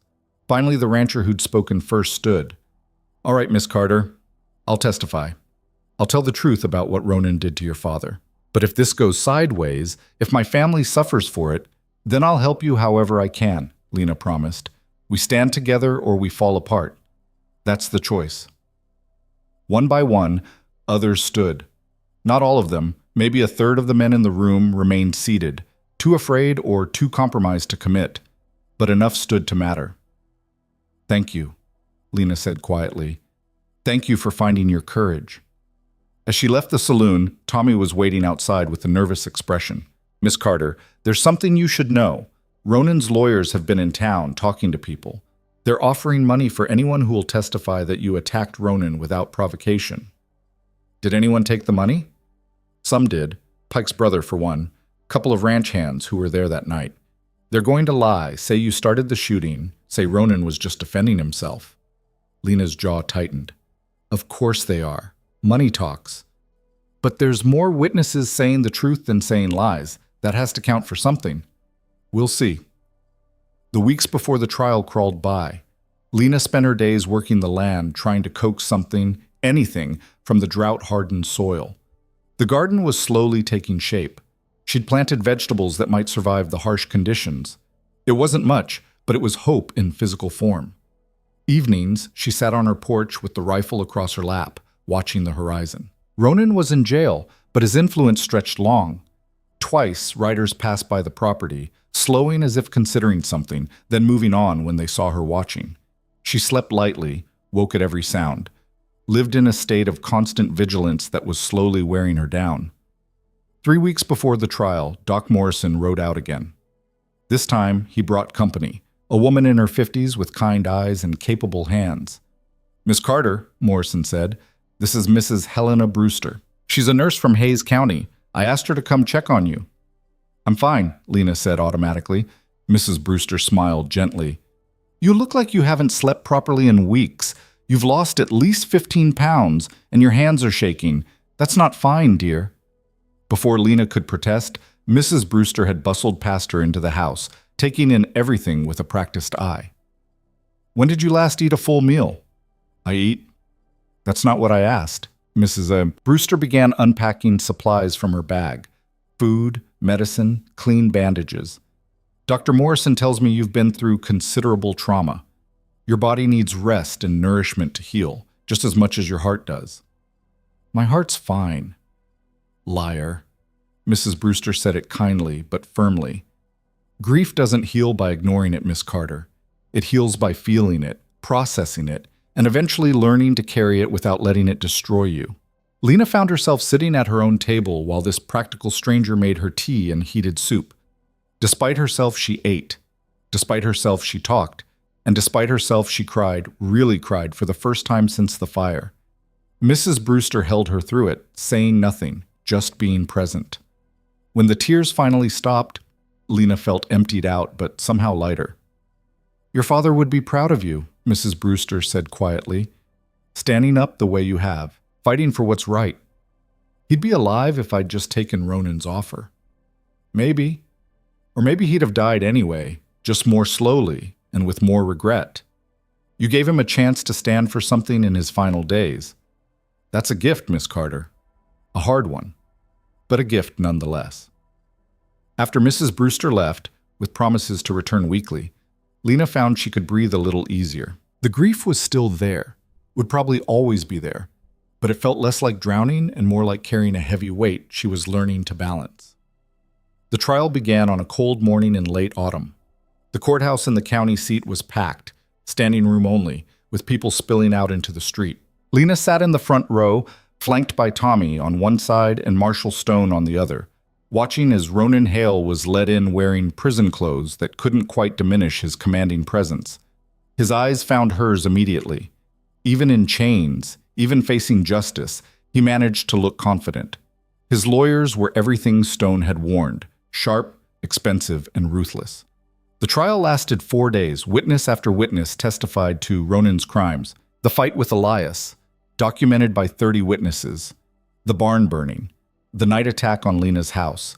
The systematic extortion and intimidation that had kept the county under Ronan's thumb for years. But Ronan's lawyers were skilled. They questioned every witness's motives, suggested Lena had seduced good men into lying for her, implied that Elias had been a drunk and a wastrel who'd brought his fate on himself. They produced witnesses who swore Lena had fired first, had attacked without provocation, had killed men in cold blood. Lena took the stand on the third day. Ronan's lead attorney, a silver-haired man named Thornton, approached her with a smile that was all teeth and no warmth. "Miss Carter," he began smoothly, "isn't it true that you harbored romantic feelings for Mr. Hale, and when he rejected your advances, you concocted this entire story to destroy him?" "No," Lena said flatly. "Isn't it true that your father was a violent drunk who regularly beat you, and you saw Mr. Hale's offer as an escape? My father never raised a hand to me in his life. Isn't it true that you're a woman of questionable morals who has used her feminine wiles to manipulate good men into supporting your vendetta?" Marshall Stone stood. "Your Honor, counsel is badgering the witness with baseless accusations." "Sustained," the judge said wearily. "Mr. Thornton, ask real questions or sit down." But the damage was done. Lena could see it in some of the jurors' faces, doubt creeping in, questions about whether this woman could be trusted. On the fourth day, the prosecution called its final witness, Dutch, the bartender who'd seen everything and kept quiet for too long. "Mr. Dutch," the prosecutor said, "please tell the court what you witnessed on the day Elias Carter entered the Prairie Rose." Dutch took a breath, then spoke clearly and precisely. He described the rigged fight, the systematic beating, the 30 witnesses who did nothing. He described Ronan's cruelty, his pleasure in destroying an old man. He described everything. When he finished, Thornton approached for cross-examination. "Mr. Dutch, isn't it true that you profit from Mr. Hale's patronage? That you stand to lose your livelihood if he's convicted?" "Used to be true," Dutch said. "Not anymore." "Oh? And why is that?" "Because I'm tired of serving drinks to devils and calling it business. I'm tired of watching good people suffer and doing nothing. I'm tired of being a coward." Dutch looked directly at the jury. "Ronan Hale is guilty of everything he's charged with and more. I know it. You know it. Everyone in this courtroom knows it. The only question is whether we're brave enough to say so out loud." The courtroom erupted. The judge banged his gavel, calling for order. Thornton tried to continue his questioning, but Dutch had said everything that needed saying. The jury deliberated for 6 hours. Lena waited in a small room adjacent to the courtroom, unable to eat, unable to sit still. Tommy tried to comfort her. Mrs. Brewster, who'd come for the trial, held her hand. Marshall Stone paced like a caged animal. Finally, the bailiff called them back. The jury had reached a verdict. Lena took her seat, her heart hammering so hard she thought everyone must be able to hear it. Ronan stood as the jury foreman rose, his face impassive. "On the charge of assault resulting in the death of Elias Carter, how do you find?" "Guilty." "On the charge of arson?" "Guilty." On the charge of attempted murder of Lena Carter, guilty. The foreman read through 15 charges. Guilty. Guilty. Guilty. On the 16th charge, conspiracy to commit murder, the foreman hesitated. Not guilty. We felt the evidence, while suggestive, was not conclusive beyond reasonable doubt. It was the only acquittal. On everything else, the jury had seen through Thornton's tricks and believed the truth. The judge thanked the jury, then turned to Ronan. Mr. Hale, you have been found guilty of serious crimes against the people of this territory. Before I pass sentence, do you have anything to say? Ronan stood, his chains rattling. He looked at the judge, then at the jury, then finally at Lena. When he spoke, his voice was calm, almost conversational. I have lived my life by a simple principle. The strong survive and the weak perish. I make no apologies for that. I took what I wanted, built what I pleased, and crushed anyone who stood in my way. That's how the world works, no matter what pretty lies we tell ourselves about justice and fairness. He paused, his eyes still locked on Lena's. But I underestimated one thing. I underestimated what happens when the weak find their courage, when the broken refuse to stay broken. When a woman with nothing left to lose decides she'd rather die fighting than live defeated. A strange smile crossed his face. I still think I was right about the world, but Miss Carter proved that sometimes, just sometimes, the world can be wrong. The judge cleared his throat. Ronan Hale, I hereby sentence you to 20 years hard labor in the territorial prison with no possibility of parole for the first 10 years. Additionally, all your assets, land, businesses, accounts, are to be liquidated, with proceeds going to compensate your victims and support the county's development. You will leave this territory with nothing, just as you tried to leave Miss Carter with nothing. 20 years. It wasn't everything Lena had hoped for, but it was something. It was justice of a kind. As guards led Ronan away, he looked back one last time. You won, Miss Carter, he called out. Enjoy your victory. I hope it's everything you dreamed. Then he was gone, disappeared into the territorial prison system where powerful men learned what it meant to be powerless. Outside the courthouse, a crowd had gathered. When Lena emerged, people erupted into cheers. She stood on the courthouse steps, overwhelmed, as people she'd known her whole life celebrated what felt less like a victory and more like the end of a long, brutal war. Marshal Stone shook her hand. You did it, Miss Carter. Against all odds, you did it. We did it, Lena corrected. All of us together. The ride back to Ashford was quieter. Lena sat in the wagon beside Tommy, watching the prairie roll by, thinking about everything that had happened and everything that had changed. What will you do now? Tommy asked. Rebuild, Lena said. Plant crops. Live my life. That's it? After everything? That's everything. Lena smiled faintly. My father spent his life working this land, trying to build something good. I'm going to honor that. Keep building. And if someone else like Ronan comes along, then we'll deal with them the same way. Together. The weeks after the trial brought unexpected changes. With Ronan's assets liquidated, his victims began receiving compensation. Lena was awarded enough to rebuild properly. Not just the house, but the barn too, plus money for seed and equipment. Other families who'd lost land to Ronan's schemes got their property back. The Prairie Rose changed hands. Dutch bought it with his share of the settlement, immediately banned Ronan's former cronies, and turned it into a respectable establishment. The bank came under new management that actually cared about the community it served. The whole town seemed to breathe easier, as if a weight had been lifted. But the changes weren't all positive. Some people who'd profited from Ronan's regime left town, bitter about losing their privileged positions.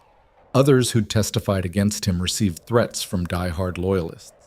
The healing was happening, but it was slow and incomplete. Lena spent the winter rebuilding. The new barn was smaller than the old one, but better constructed. The house gained a second room, then a proper kitchen. She hired Tommy as a farmhand, paying him fair wages from her settlement money. Together, they began preparing the land for spring planting. One evening in late winter, as snow fell softly outside, Lena sat by her fireplace reading her mother's Bible. Not for religion, but for the family history written in its margins. Births, deaths, marriages, all recorded in fading ink, She turned to a blank page and wrote, Elias Carter, born 1847, died 1926. Beloved father, faithful husband, brave man.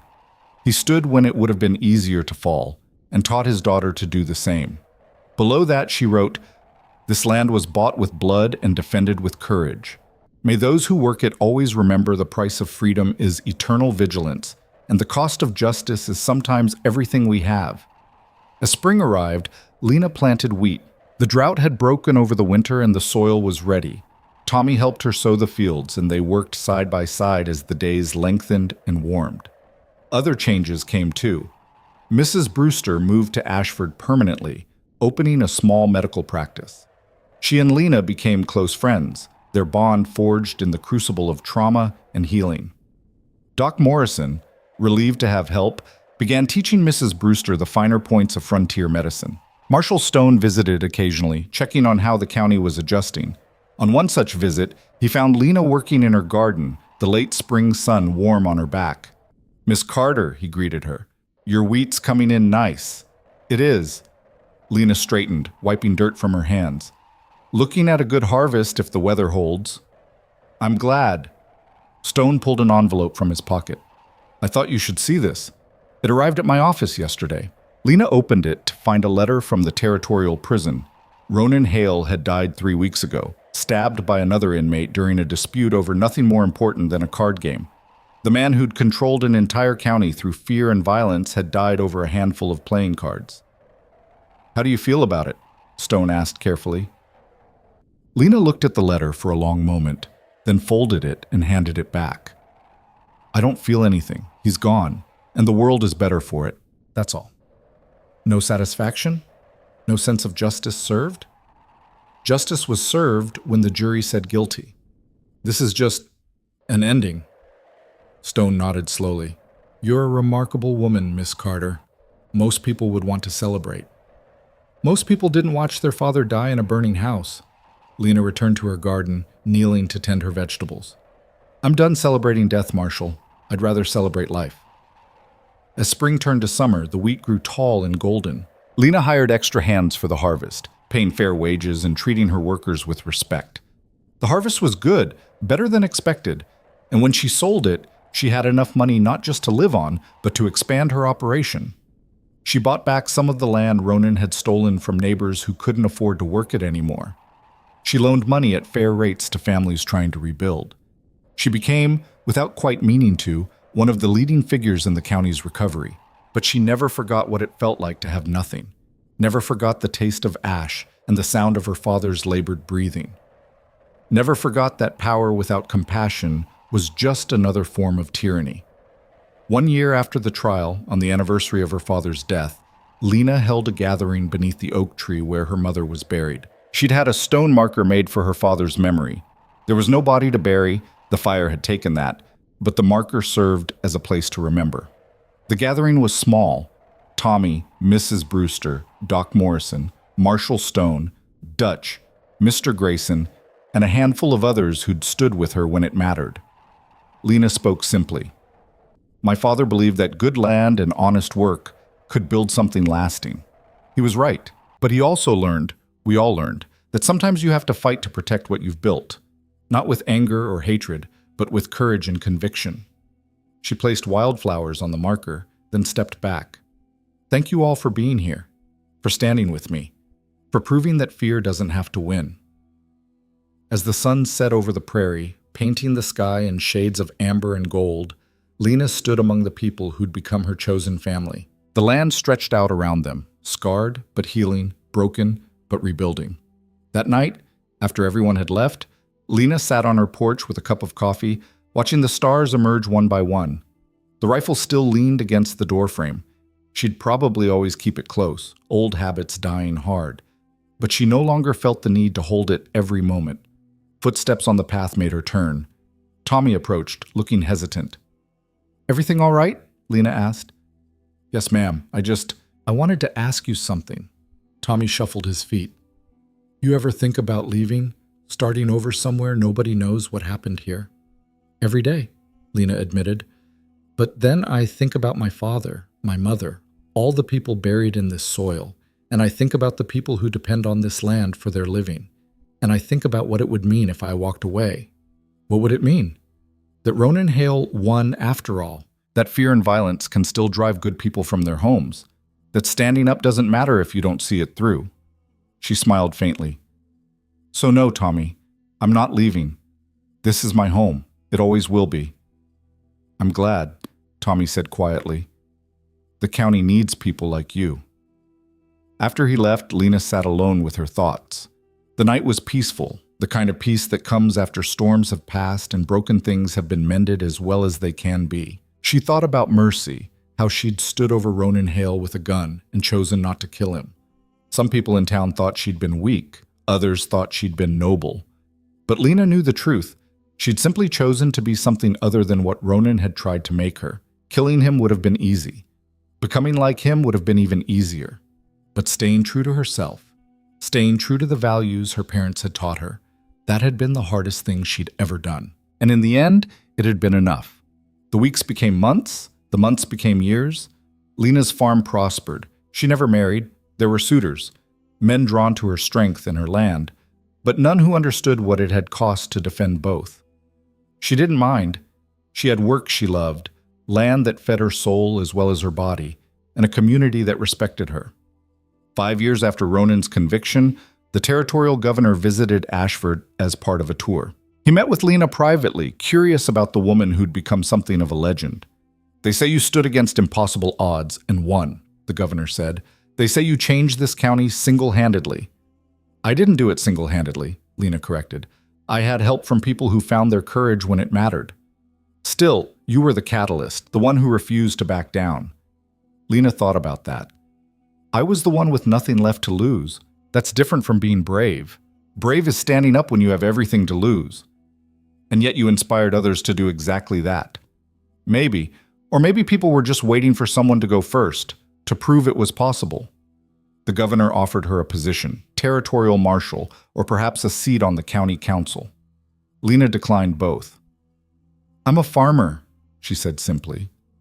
That's all I want to be. 10 years after the fire, Lena stood in her wheat field at harvest time, watching the hired crews bring in a crop that exceeded anything her father had managed. The land had healed, the county had healed, and she had healed, though the scars remained. Mrs. Brewster, now in her 60s and still the town's most capable medical practitioner, joined her in the field. Quite a sight, Mrs. Brewster said, gesturing at the golden expanse. It is. Your father would be proud. I hope so. Lena smiled. I think he would be. Do you ever regret it, staying, fighting? Lena considered the question carefully. I regret that my father died. I regret the violence. I regret that it had to come to that at all. But do I regret standing up? No, never that. Good. Mrs. Brewster squeezed her arm. Because you changed more than just this farm, Lena. You changed how people think about power and justice in this territory. You proved that one person standing for what's right can make a difference. One person with a lot of help. One person who inspired that help. There's a difference. That night, Lena sat on her porch, a habit she'd never broken, and looked out across the land she'd fought so hard to keep. The house behind her was solid and warm. The barn was full of equipment and livestock. The fields were productive and well-tended. But more than that, the county was different. The bank operated fairly. The sheriff enforced the law without fear or favor. People settled disputes with words instead of fists, with law instead of violence. It wasn't perfect. Nowhere ever was. But it was better. And that, Lena thought, was what her father had really died for. Not land, not money, not even pride, but the possibility that things could be better, that justice could matter, that standing up could change something. She thought about Ronan Hale, dead in a prison cell, his empire dissolved, his name a cautionary tale. She thought about her father, his courage in the face of impossible odds. She thought about her mother, buried beneath the oak tree, whose strength lived on in the daughter she'd raised.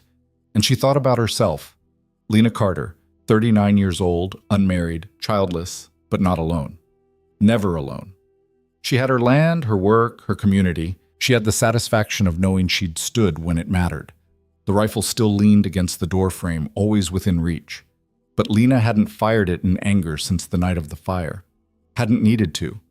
The county had learned that some people wouldn't be pushed, wouldn't be broken, wouldn't surrender their dignity, no matter the cost.